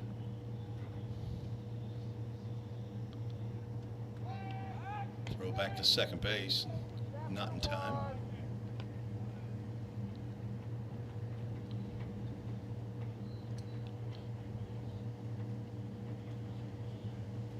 Gage Hoover reached on an error. Later picked off. Cannon Lewis walked and scored on that line drive double into right field. As Sanders swings through that pitch. Count goes 1 ball and 2 strikes. If you are a Facebooker, you can see Toyota of Gallatin's ads on Facebook. Breaking pitch foul to the third base dugout. Jake Thompson is the star on several of these commercials that they're doing. Pretty funny ads that they're running on Facebook. And soon, not really sure when it's going to happen, but they are going to produce a Facebook advertisement over here at Vol State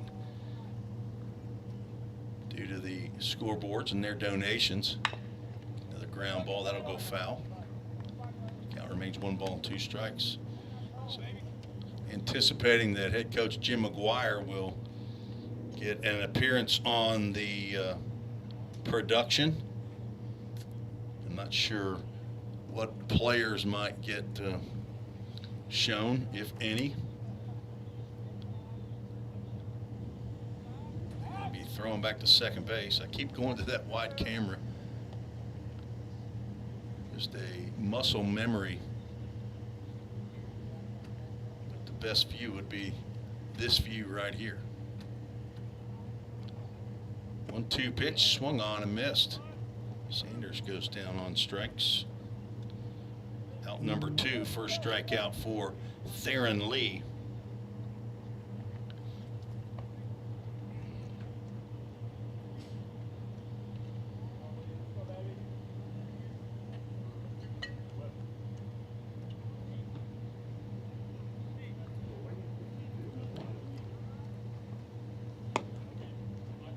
Corbin Overbay looks at a breaking pitch high and away.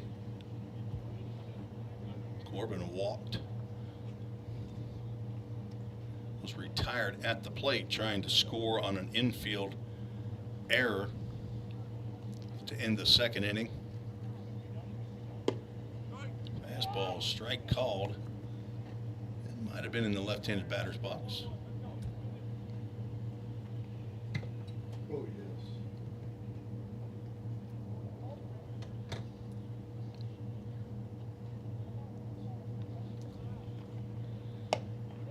In and out of the glove of Falsoni, and Mashinsky will head down to third base.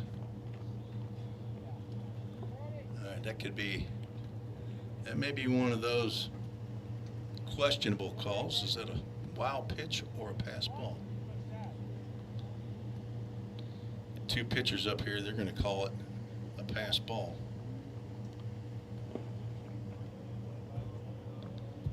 Got a 3-1 count. Only matters if Mashinsky scores.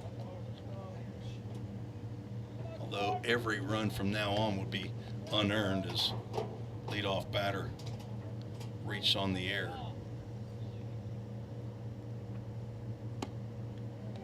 Ball 4 to Overbay. Its runners now at the corners, brought to you by Line to Line.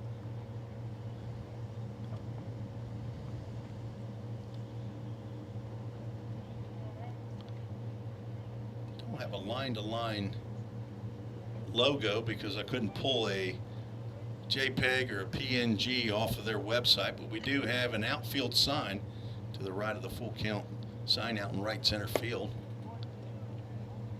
It says line to line. Also have a Game Time Sports Field outfield sign just in front of the Toyota of Gallatin scoreboard between Hit After Hit and Jersey Mike's. Reggie Cooper struck out in his first plate appearance.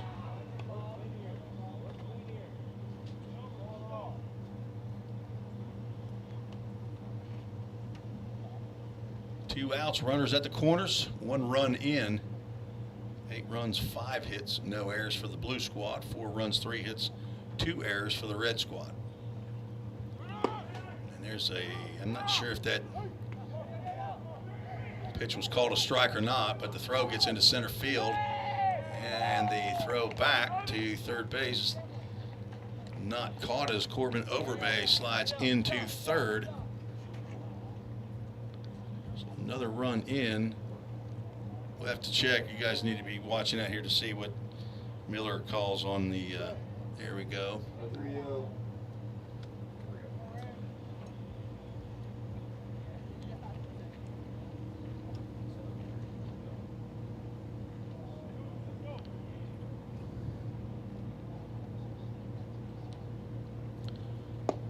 There's a strike called.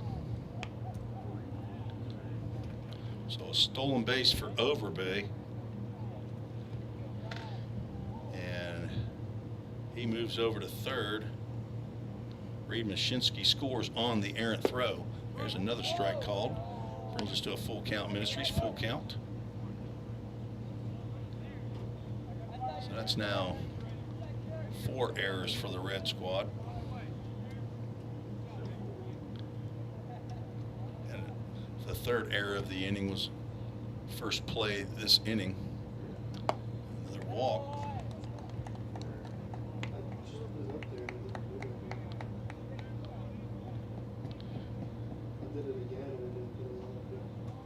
There we go. Up there now, Sam Folks will go out to chat with Theron Lee. The inning didn't start well for Theron. His pop-up was not handled down at first base. Then walked Cannon Lewis. Did get a pickoff of Gage Hoover out there between second and third, but gave up a line drive double to Reed Mashinsky. Strikeout of Carson Sanders, then another walk. That's 2 walks in the inning and the 1 hit in the air. 2 runs, actually 3 walks. Reggie Cooper just picked up the 3rd walk. Runners at the corners. Drew Plummer will step to the plate. He reached on an error in the 2nd.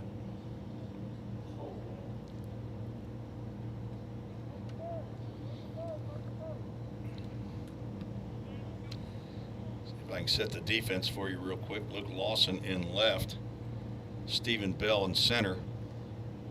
Cam Hodges in right. Walker Strange at third. Zach Zimmerly at short. Tyler Holsworth. No, Jack McLaury at second base. And Cedric Harris at first. Runner goes. Throw down to third base instead. And the runner is back. I thought he just was saying, pointing that it was outside, but so a stolen base. All right. 1 ball. 1 ball. I believe he had that. He had the 1 in the left hand, right? Swing and a miss. See if he goes. Yeah, there he goes. 1 ball, 1 strike. As Plummer swung through that fastball. Reggie Cooper, if there's going to be a base to steal, he's going to try to steal it. He can run the bases. Breaking pitch, called strike. Catch that outside corner. Drew Plummer trying to break it open for the blue squad here. 2 runners in scoring position with 2 outs.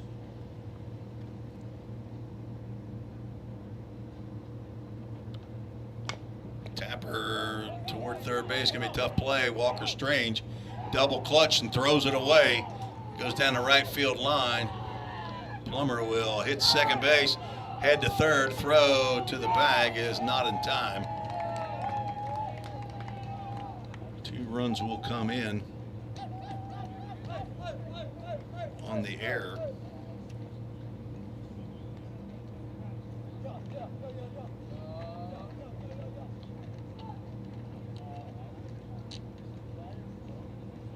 Third error in the inning.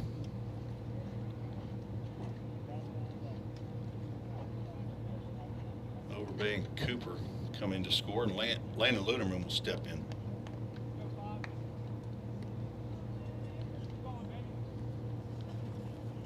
These runs all unearned. Luderman walked and scored in the third. Fouls that one straight back here. We've had one ball that has looped over the back screen and has hit these MGM Industries one time while I was here. And they were able to they were holed up on the, actually thumped it pretty good. Did not break.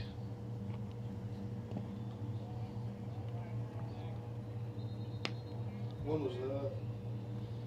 It was this past spring, I think. Really? Yeah, well, it had to have been. Devin Thrain asked when that was. It was Where was it at? Here. I'm saying like which? in this third window right here. Fly ball out to left field. Luke Lawson over. He'll make the catch to end the inning. 1, 2, 3, 4-run score for the Blue Squad. I believe there's only one of those that would be earned. One hit in the inning, 3 errors, and 1 runner left on base. 11-4, Blue Squad leads. Caden Blackford back out for the blue team. Take a break on the Fall State Sports Network.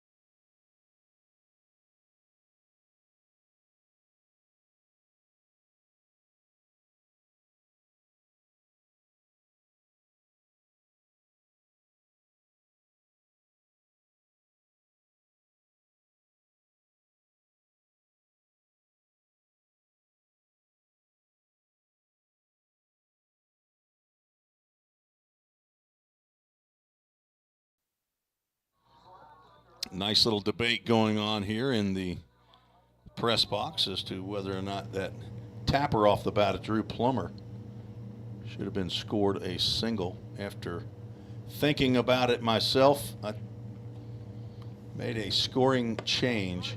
Strike called to Cooper Wallace from Caden Blackford.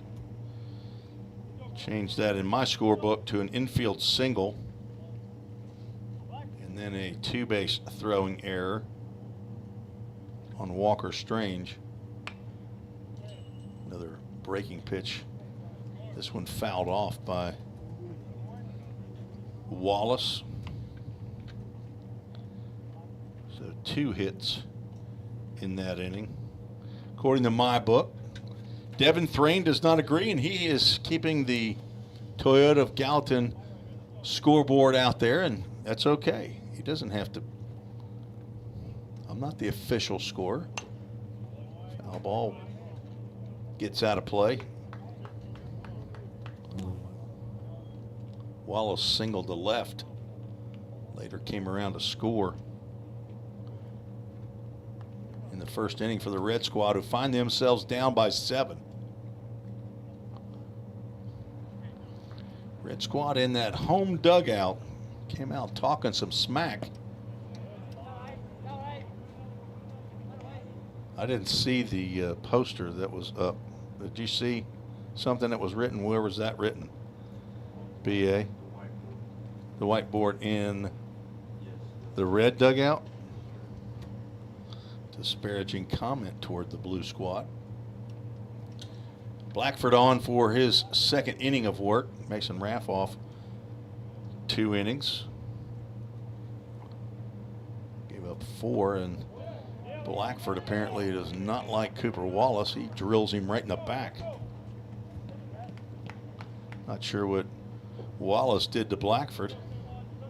Maybe that's a beef all the way back to high school. Just kidding, Braxton. I'm just kind of stirring it up a little bit.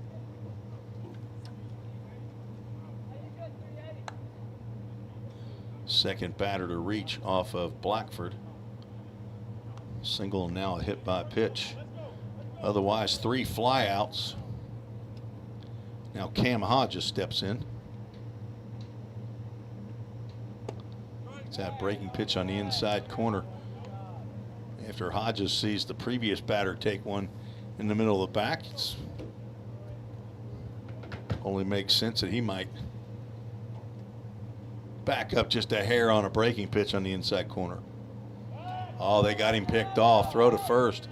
Wallace will keep running, and this is going to be a heck of a scoring as Nichols finally gets the out. That's going to be a pickoff. I'm not going to be saying what numbers that one was. I will run, probably be wrong, but Cooper Wallace gets picked off for out number 1. So Hodges will bat with 1 out and nobody on. So Blackford, after putting on Wallace with the hit by pitch, redeems himself with a pickoff. So the old 1-2, or 1-3 to 6 to 1 to 4, I believe is how that went. BA, what do you think? Breaking pitch, Hodges could not hold up on. I've got 1-1. The scoreboard out in left center says 0-2. 2-1. We both got it wrong. I don't know. Has he thrown it? Has he thrown 3 pitches? That's what I'm saying. I thought he only threw 2. He's got 2-1 out there. We both had different ones. Fouled off of J.C. Menendez. He's looking for the baseball. Let's see if he shows it again out there. 2-1. Okay. Maybe we'll get it right. 2 balls and a strike. Don't have a real umpire here, folks, as you can tell. Umpire standing behind. Low and away. Let's see if he puts up 3-1 or 2-1. He's saying 2-2. Oh my. What is going on? Oh my goodness. This is crazy. I knew I wasn't messing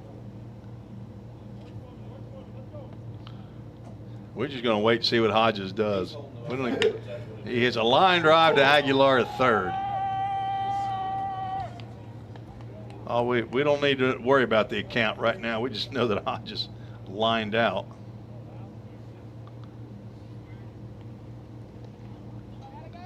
And now 2 outs with Walker Strange steps to the plate.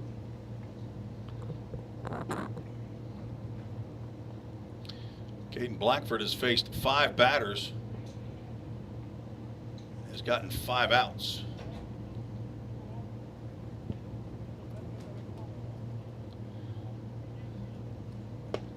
Breaking pitch. Catch that outside corner. Snapping that off pretty good here today. Wind picking up out there. Flag is at attention. There's another sharp breaker in there for a called strike.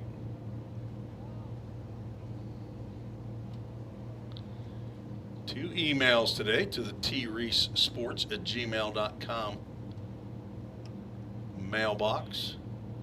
Dave Eatman and Philip Nichols. So Noah Eatman and Heath Nichols are represented. Pitch down in the dirt, squirts away from J.C. Menendez, getting his first action on the field during a game today. Had his first at-bat and getting his first defensive innings of work. Came to Ball State with a hand injury that he's recovering from. 1-2 pitch, low and away.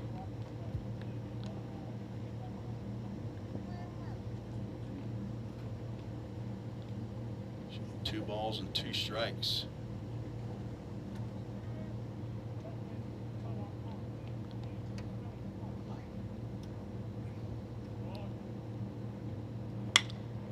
Ball to the hole and short. That's going to be a tough play. Molnar on the run. Nice stretch by John Carter to retire Walker Strange. Nice play on both ends. And 3 up, 3 down after the hit by pitch, then the pickoff to get Cooper Wallace. Nice play by Logan Molnar to end the inning. No runs, no hits, no errors, nobody left on. Caden Blackford, 2 clean innings with only 1 hit given up. We are at the end of 4, scheduled for 7. Listen to the Vol State Sports Network on YouTube and Twitter.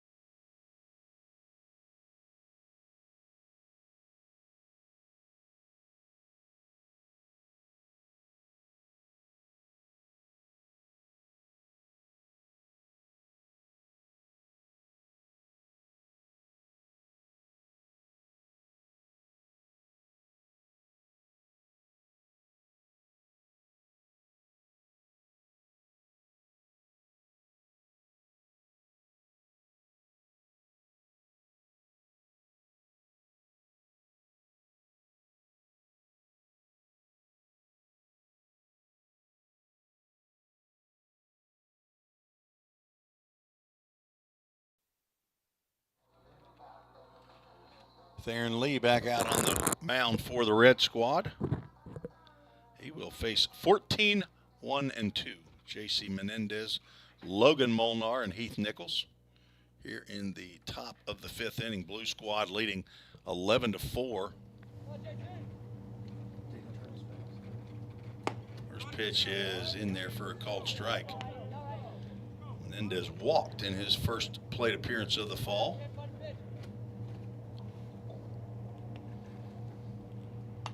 Fouls that one straight back. Don't think I have much information on JC. I do know he's 5'10", 190 pounds or thereabouts, from Miami, Florida. 2023 graduate as he swings and misses. Guess I need to get strike 1, strike 2, strike 3.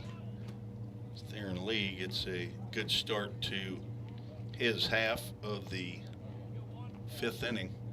Second strikeout. Logan Molnar steps in. He's 2 for 2, batting 1,000.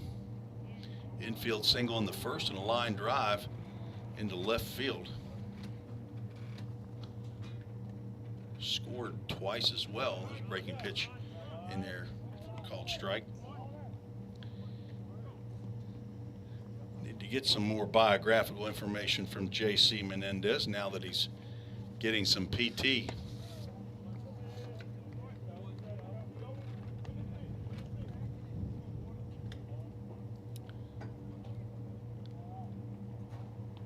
to find an exterminator to get rid of these wasps. You got somebody? Fly ball out to left field, left center field. Is that Luke Lawson still out there patrolling in left field? It is not. Cooper Wallace, maybe. Cooper Wallace is taking back the left field spot. 2 up, 2 down for Theron Lee. Heath Nichols steps in. He's walked twice. Hits a ground ball to Zimmerly at short, who throws on to first base to retire Nichols on 1 pitch. So 3 up, 3 down. Is that our first real 3 up and 3 down half inning? Theron Lee bounces back. Gives up no runs, no hits, no errors, nobody left on after giving up 4 runs, of which I believe only 1 was earned in his 2 innings of work. Caden Blackford going to go back out there for inning number 3. Had a good previous half inning, so why not? We'll take a quick break and be right back.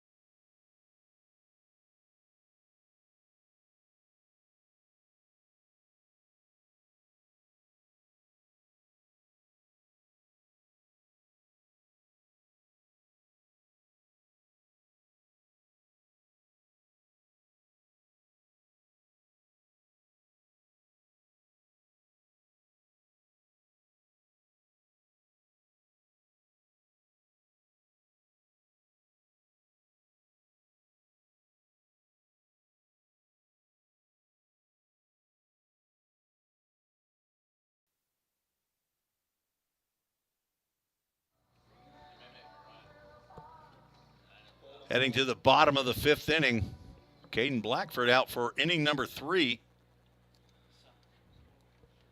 Face Noah Ward, Lex Falsoni, and Zach Zimmerly.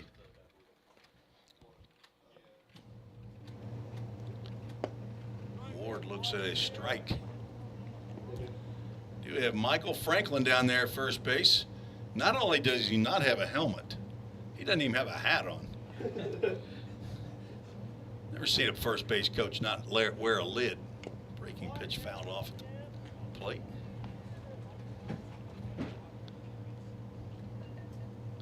Michael from Stewart's Creek High School. He's been here longer than I have, I know that. We had 5 Stewart's Creek players my first year of broadcasting. All 5 of those guys have moved on, and now we have 3 more. Michael knows him. Grounded down to third base. That will go foul. Count remains no balls and 2 strikes. To Noah Ward from Knoxville, Tennessee, Knoxville Catholic High School. Spent a year at Brett Carroll Academy, the team that the Pioneers played on Tuesday. Then came to Vol State last year. He hits a line drive into left field for a base hit. Up with it quickly is, who is that out there? Is that Plummer? No. Is it? That's Gage Hoover. out in left field. So a leadoff single by Noah Ward.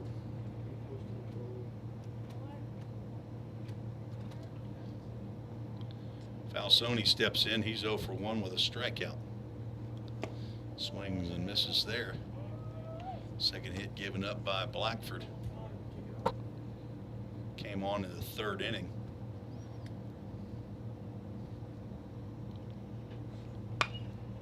Line drive down the left field line, but it will hook foul. One hop into the bullpen. Summit Concrete refurbished, rehabbed bullpens. Summit Concrete, located in Murfreesboro, Tennessee, owned by Chuck Akers, a former player for Coach McGuire over at MTSU. Big thank you. Thank you very much, Caden. As just as I switch cameras, you throw over to first base. Not in time. Ward back.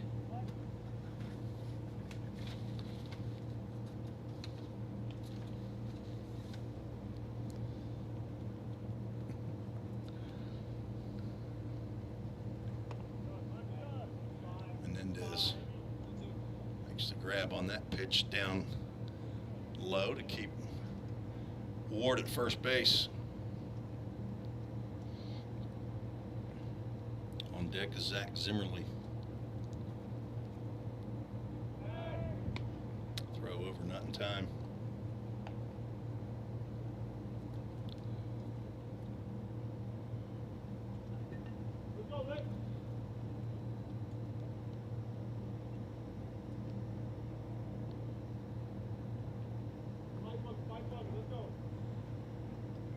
About every position is up for grabs for the spring for the Pioneers. Maybe about the only possible incumbent, Logan Molnar, who was a starting shortstop in the middle part of the season. He won that job and hit about 380 before he slid into third base and separated his shoulder, his non-throwing shoulder, and was out for the rest of the season. If he's healthy, he's probably got shortstop nailed down. Did an excellent job in the field and at the plate a year ago, but after that, all 7 other positions are up. Breaking pitch in the dirt. Noah Ward going on the pitch. He steals second base without a throw. Falsoni looking at a full count. Ministries full count. Vol State alum Josh Carmen is the director of baseball operations. He's also the head coach and general manager of the Full Count Rhythm.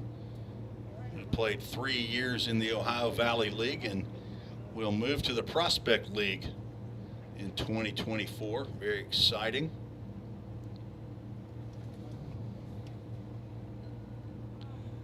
Count pitch is down low. Blackford. This first walk of the afternoon. Puts runners at first and second, and Zimmerly stepping to the plate. He singled in the second.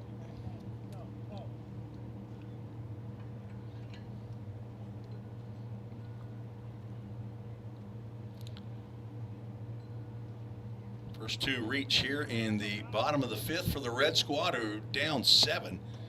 Zimmerly starts to square around, pulls the bat back. Not sure what that call was. It looked like a pretty good pitch. Maybe could have been called a strike. I don't know. He went. Devin Thrain says ball 1. So he pulls the bat back again, and that pitch is actually called outside. Did see that.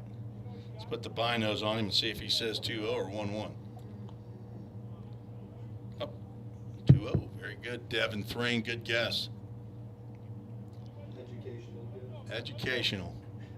Using your context clues. Absolutely. And a runner goes from second. Pitch is, I'm not sure. I think he called that a strike. He did. And a double steal.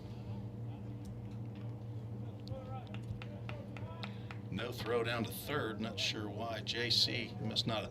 It was a very good jump by Noah Ward, but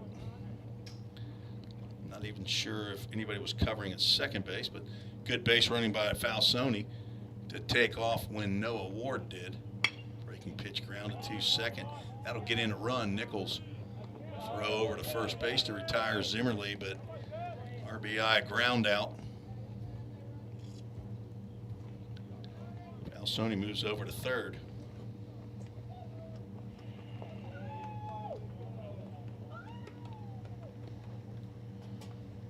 Now down 11-5 are the Red Squad. Stephen Bell steps in. He has an RBI single.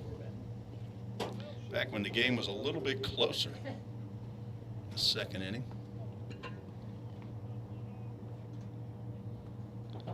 His single made the score 4-3 at that point. Blackford's fastball misses outside. I won 456 bucks on Tennessee this year. In this game, yeah. Plus 360 on Breaking pitch, that'll catch that outside corner. I think Stephen Bell may have thought that was a little bit down.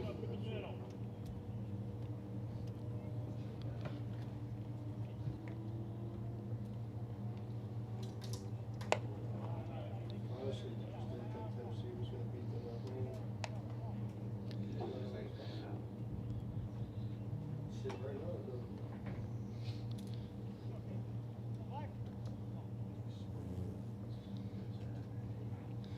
Two balls and a strike to Stephen Bell with Tyler Holsworth on deck. Outside pitch, good call.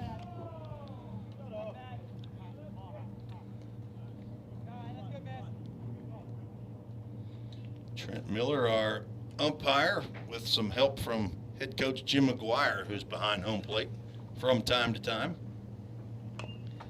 Nice breaking pitch. It got in on Stephen Bell's hands. All he could do was foul that one toward the opposing dugout. We'll have a full count. Ministries full count. One out, one run in. Runner at third base. Single by Noah Ward, a walk to Falsoni, a couple stolen bases. Ball's out to right center field. Should be caught, and Falsoni goes back to tag up, and that's going to be a base running error right there.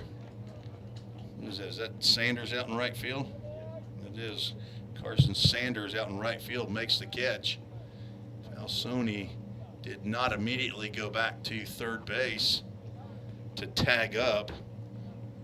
And by the time he did, Sanders had the ball headed back into the infield. And Falsoni would have been toasted cheese at the plate if he had kept on. Tyler Holsworth steps to the plate. He's going to be looking for a 2-out RBI single. Breaking pitch called a strike. Not sure I agree with that call.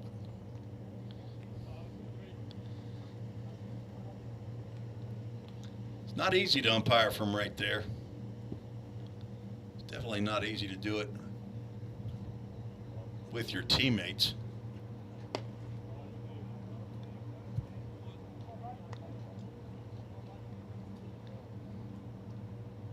Wind picking up a little bit. Hoping that the windscreen doesn't get blown down, although I do see, looks like a little bit over there by the MGM Industries sign is maybe pulled away on the outfield wall. Swing and a miss on a breaking pitch. Nice pitch by Caden Blackford in his third inning of work. See a right-hander down in the Red Squad.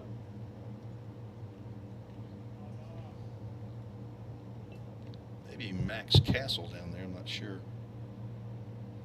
1-2 pitch, 2 outs.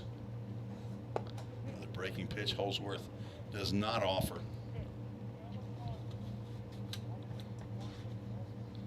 See if Max Castle's even on the Red Squad. He is.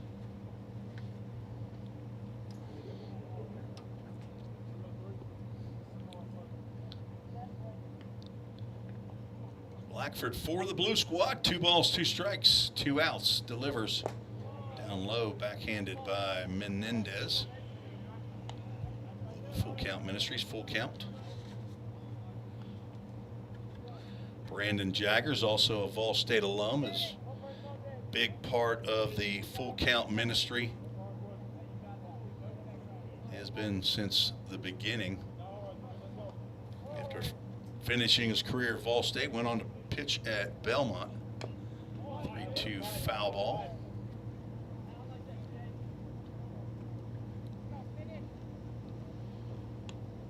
Full Count Ministries.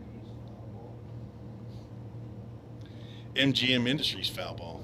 Haven't used that one.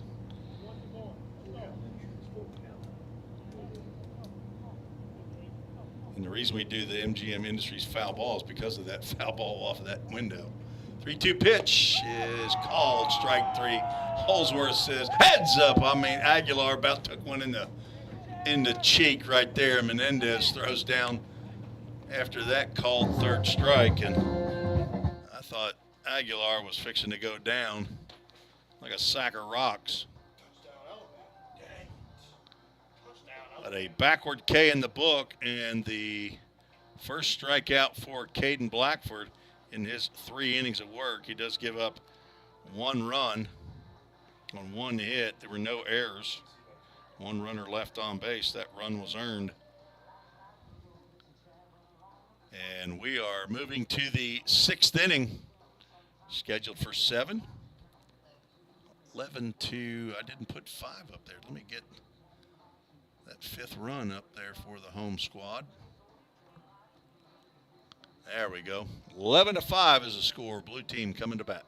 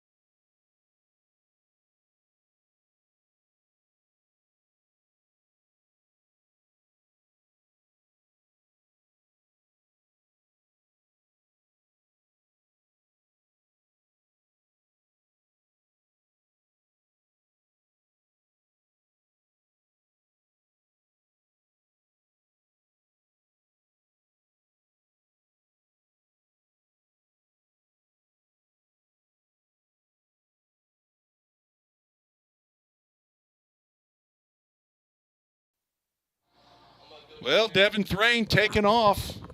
He's got his mobile scoreboard box, and he is going to be a man amongst the people, he said. Hey, if you're sitting next to any of these girls in the stands, though, Devin, I'm going to have a little problem with that, okay? I'm gonna go down there and tell Trent Miller to start calling the strike pitches. John Carter to lead off here in the top of the 6th inning. Max Castle, the new pitcher. Summit Concrete called to the bullpen. Max out of Clarksville, one of the 4 Clarksville kids. And John Carter has just put a charge into that one. Let's see if it will get out. It will not. That wind held that one up right at the warning track. I think everybody thought that was gone. Wind, look at that flag out there. It is stiff. If that wind is not there, that ball is in the parking lot. But instead, a loud out off the bat of John Carter. Nathan Aguilar steps in. Strike called. Aguilar 0 for 2.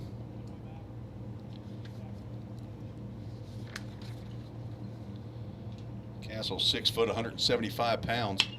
There's a shot right there. That might be right at our left fielder, Who do we got out there? Is that still Cooper Wallace? It is.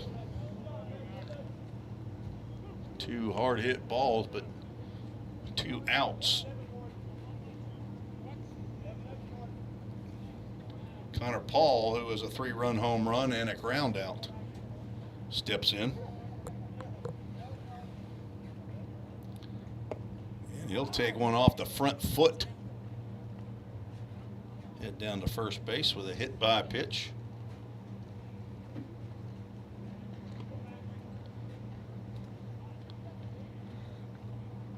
Gage Hoover will step in. Connor Paul from Ravenwood High School.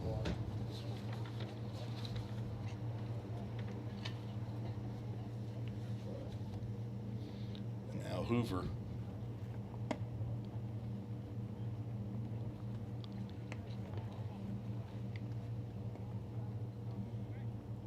Gage 1 for 2, singled in the first, reached on an error, a pop-up to first base. Fouls that one off of Drew Webster, who's now back behind the plate. So I got an idea. Brody Melton back out at third. Zach Zimmerly at short. Jack McLaurie at second. Thedrick Harrison first base.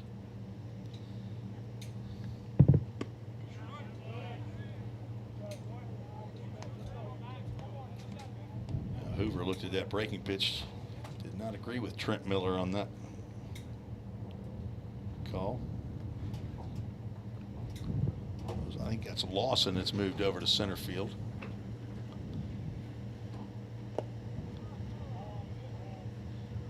Hoover started to offer, but able to pull it back, and Webster able to keep that ball in front. 2 outs.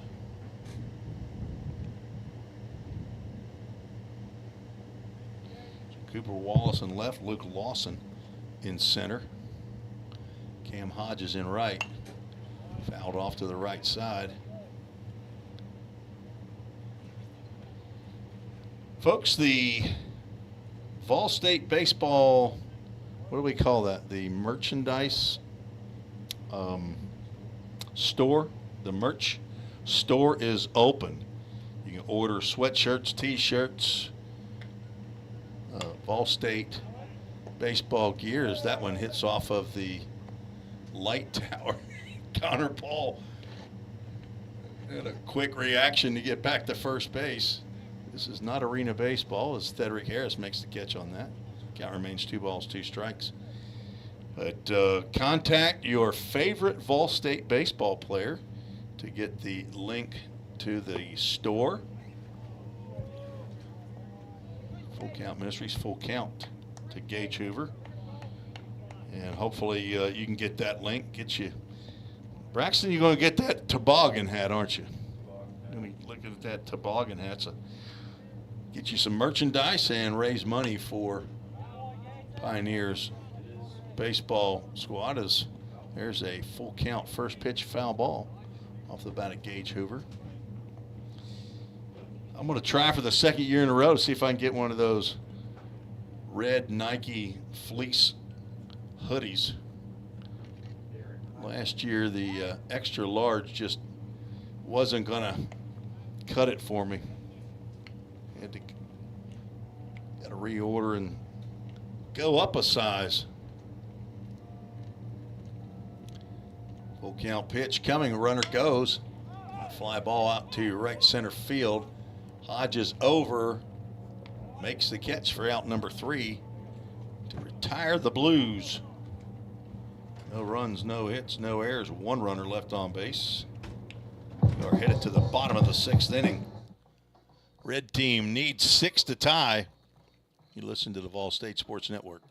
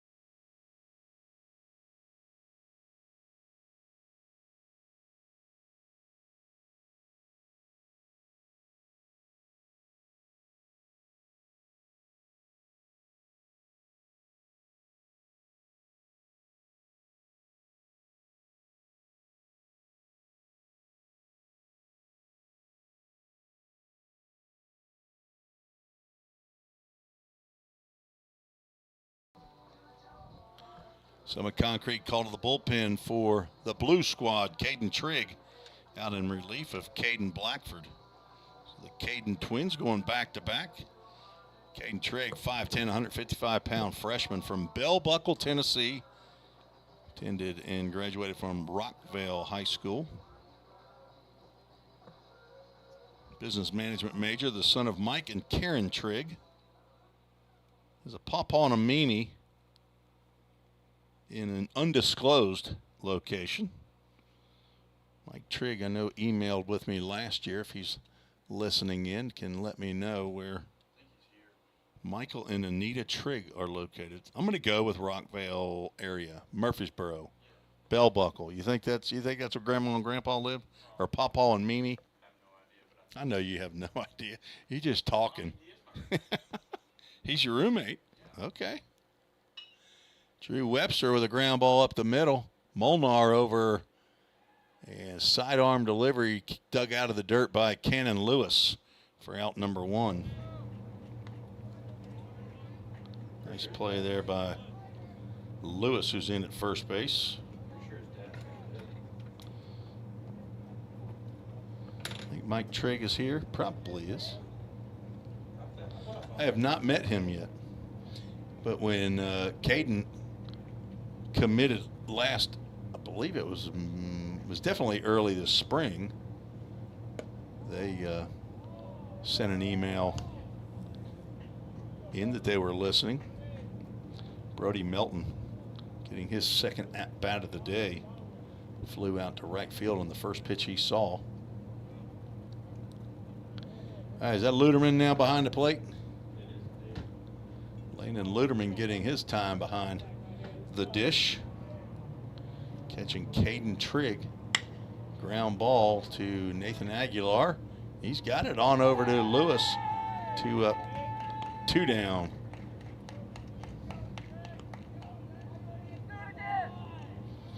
Brings Luke Lawson to the plate.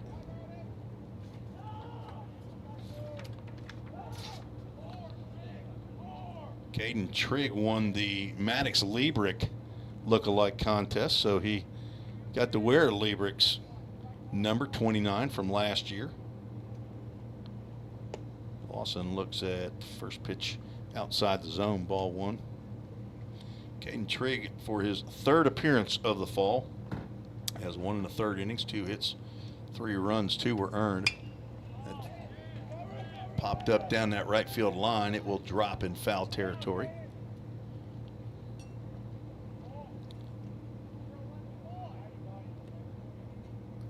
Caden has had a little trouble finding the strike zone in those 1 in the 3rd innings. 5 walks, 1 strikeout, but retired the first 2 batters he's faced here in the bottom of the 6th inning.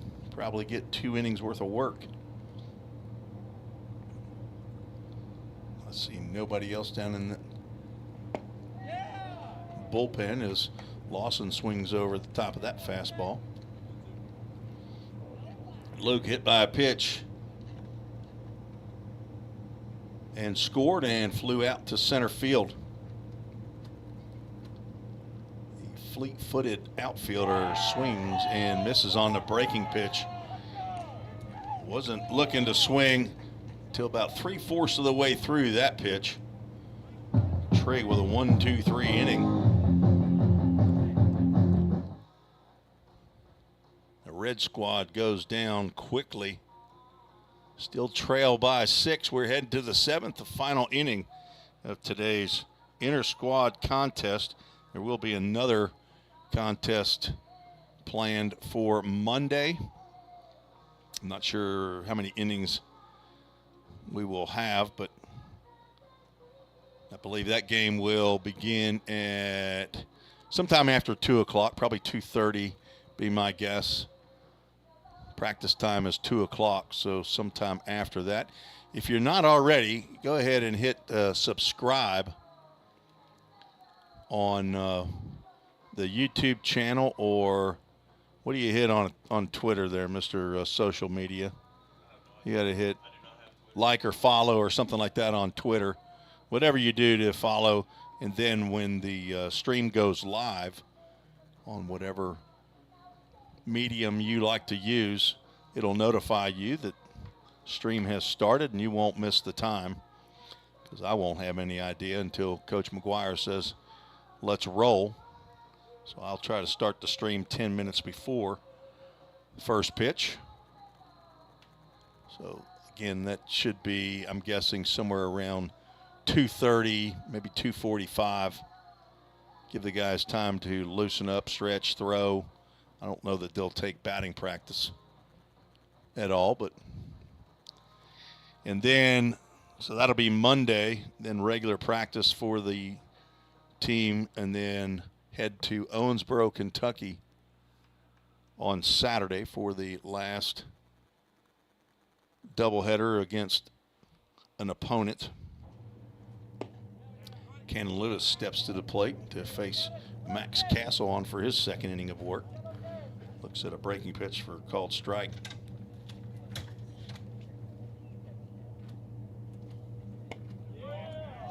Breaking pitch called a strike again. It might have been a little bit inside. Cannon Lewis, not a fan of that call. I'm guessing if it's anywhere close to the strike zone here, Cannon's probably going to be taking a hack. That one not close. If Trent Miller calls that one a strike, we might have seen a fight. Might have been the entire blue team out after him. I don't think you want to tangle with either one of those guys. They're both pretty thick. Breaking pitch down in the dirt. Drew Webster handling Max Castle here for the 7th inning. Lewis, strikeout and a walk and a run scored. A lot of power. He could turn that wind around, and nearly gets bruised with that fastball that rode back in on him. Of a full count, Ministries full count.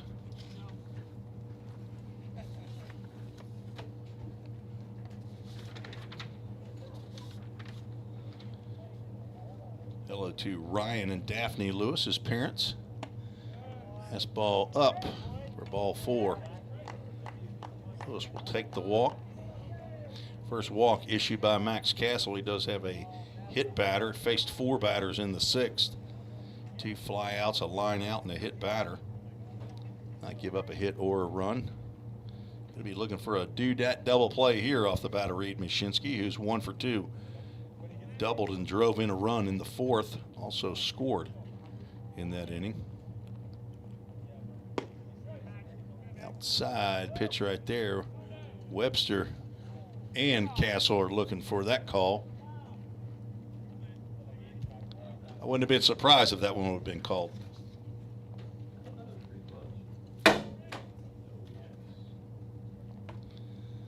One for 1 on fly, Killen. Inside pitch, ball 2.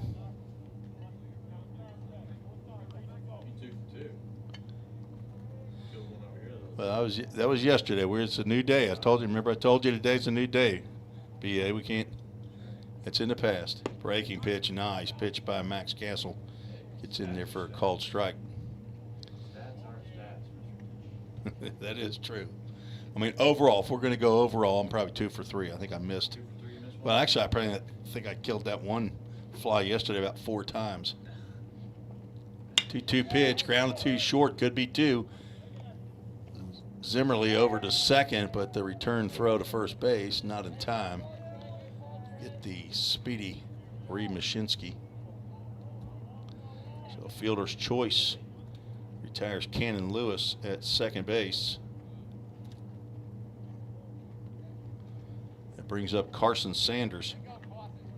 Walked and scored in the 2nd, struck out in the 4th.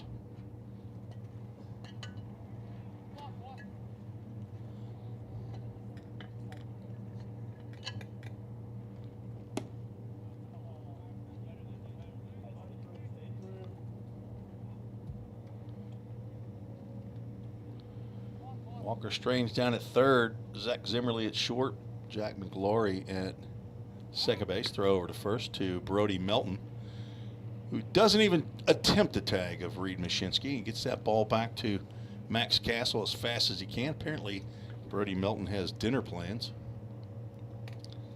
He's ready for that Miracle League game to start. Breaking pitch is tapped foul at the plate with the runner going.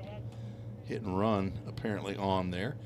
Yeah, I forgot about that. The team, there will be probably about 20 of the Vol State players and a handful of softball players that are going to be heading to Miracle Park in Gallatin to volunteer their time with the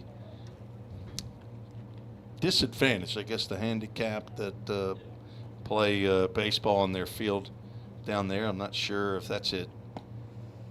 Triple Creek, is that what that park is down there? Yeah, I think so. Breaking pitch misses outside. I'm pretty sure that's what it is. But this is at least the second year in a row that Pioneers have gone out there, and very worthy effort.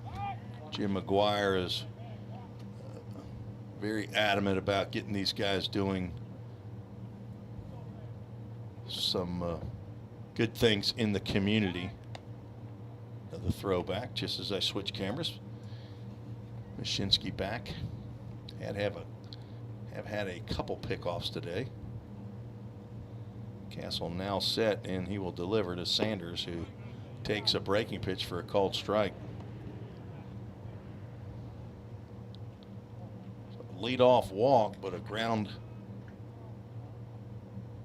grounder to short resulted in a fielder's choice. One out, one on at first. Let's see if Mashinsky's off with this pitch. He is. Swing and a miss. Down to second base, and that's a strike him out, throw him out. Double play, do that double play, just what the doctor ordered for Max Castle. Got Sanders to swing at the high fastball, and Mashinsky had a bad jump, and he is caught stealing. I believe that was Zimmerly that made that tag. So 3 up, 3 down, no runs, no hits, no errors, nobody left on base. The leadoff walk does not come back to haunt Max Castle, who goes 2 innings, does not give up a hit, does give up a walk and a hit batter. But no runs, no hits, does strike out 1 batter. So a good outing by Castle. We'll head to the bottom of the 7th inning. 6 runs is what the red team needs to tie this one up. 7-2 win. Take a quick break on the Ball State Sports Network.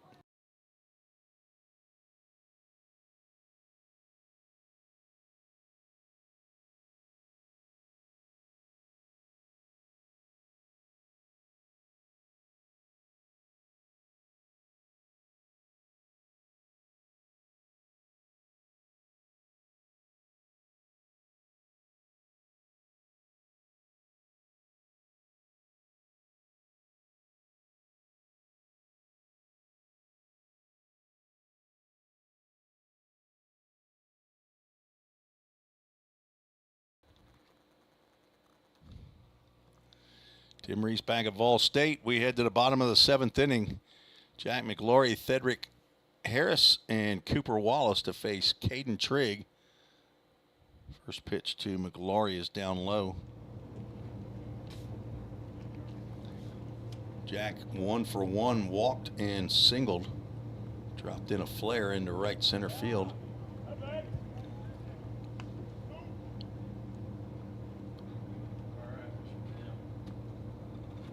You got an update on your score? Oh, on the Tennessee score? Yeah, Braxton Alexander is very in tune to that Tennessee-Alabama game. Oh, it's halftime. 13-7. Halftime? He is up. Good guys are winning. At least that's what Braxton says. From Middle East Tennessee, is that right? Or Eastern Middle Tennessee? Where's Cannon County, right? Strike called on the 3-1 pitch gets us to a full count, Ministries full count. Right Cannon County. Right outside of Okay, so it's Middle Tennessee. It's 3-2 pitch is high and away, ball 4. an hour and a half directly below Galveston.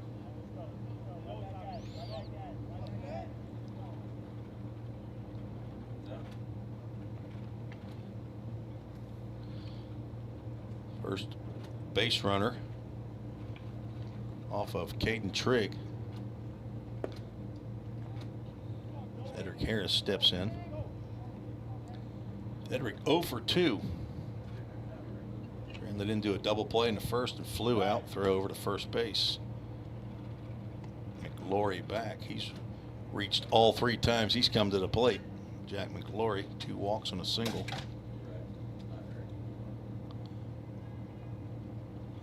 Fastball high and tight.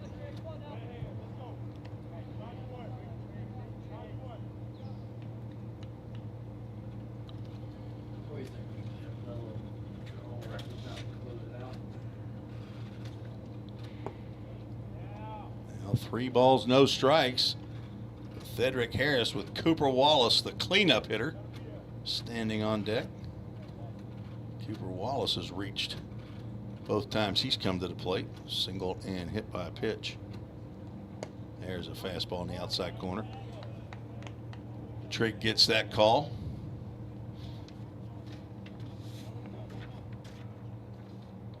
Winding down the fall season, should be done by Halloween. Foul ball at the plate brings us to a full count. Ministries full count.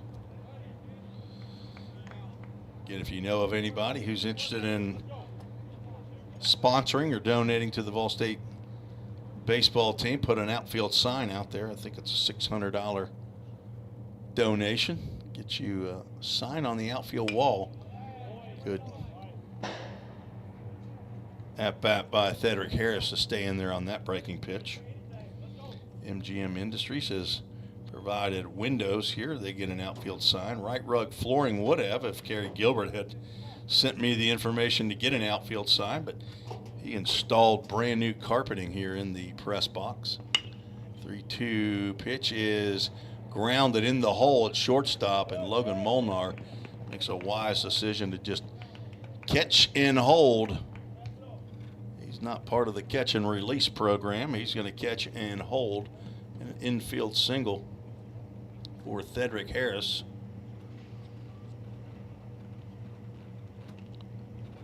Puts runners at first and second. Harris now 1 for 3. Framework Athletics, they provide the facility where All State baseball and softball will train in the offseason.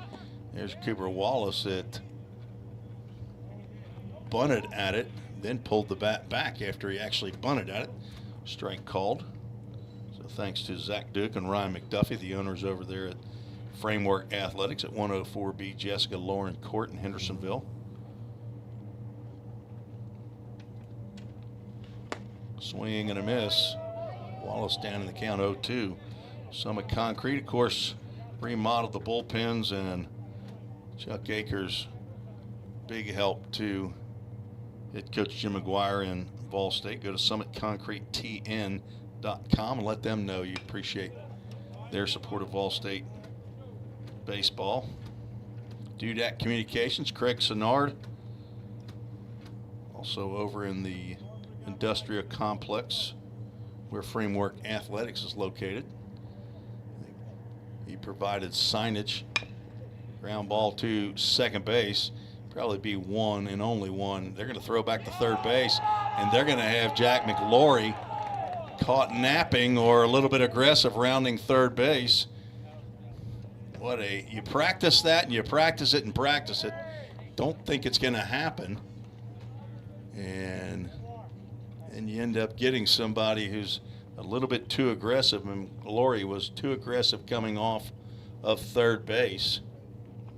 So a double play on the fielder's choice off the bat of Cooper Wallace. 2 outs now, and brings Cam Hodges to the plate. I believe that was called a ball, but I'll wait for Devin Thrane to throw it up on the scoreboard. He has left the building. Hodges 0 for 1 with a walk. There's a ground ball. This should do it. Molnar grabs and throws a bullet to first base.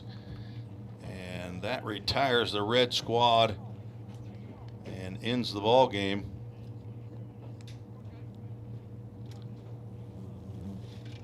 as the Blues leave that up on the scoreboard for me, okay? I'll turn that off. As the Blues defeat the Reds 11-5.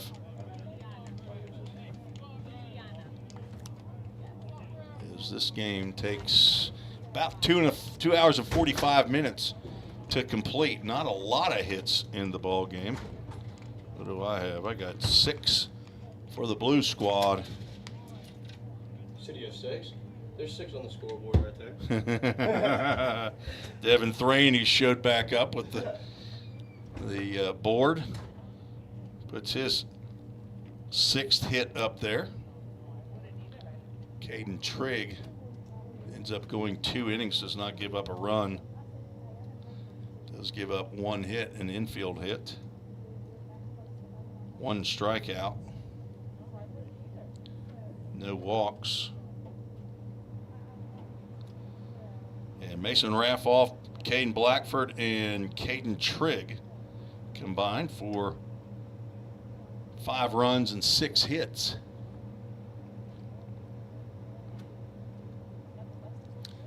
They get the win on the Blue Squad in I guess a World Series of some sort, a fall contest between the Blues and the Reds.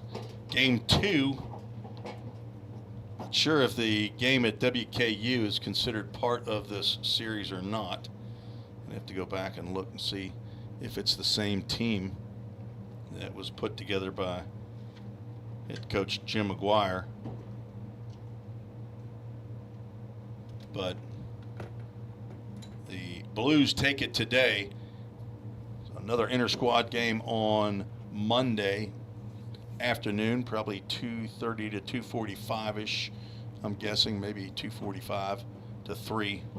Just stay tuned, be on the subscriber list for the YouTube channel. And thanks to Braxton Alexander, who was our DJ today, did not do public address announcing, and Devin Thrain, who ran the scoreboard, the Toyota of Gallatin scoreboard. Thanks to those who showed up here in attendance, and for those of you that listened in on the Ball State Sports Network on YouTube and Twitter. And thank you again to our sponsors. Try to get to all of them. Had a Jersey Mike sub. Going to hit the second part of that sub sandwich here as I clean up here in the press box. But big thanks to Athletic Director Bobby Hudson here at Vol State and head coach Jim McGuire for allowing the broadcast here with the full count broadcast equipment, and the paid announcer from Full Count Ministries. Only happens in the summer though. But I appreciate the opportunity to bring you these ball games, and we'll be back, Lord willing, on Monday for another exciting inter-squad game. So thanks for watching, and I will talk to you on Monday. God bless you, everybody, and hope you can make your church service tomorrow.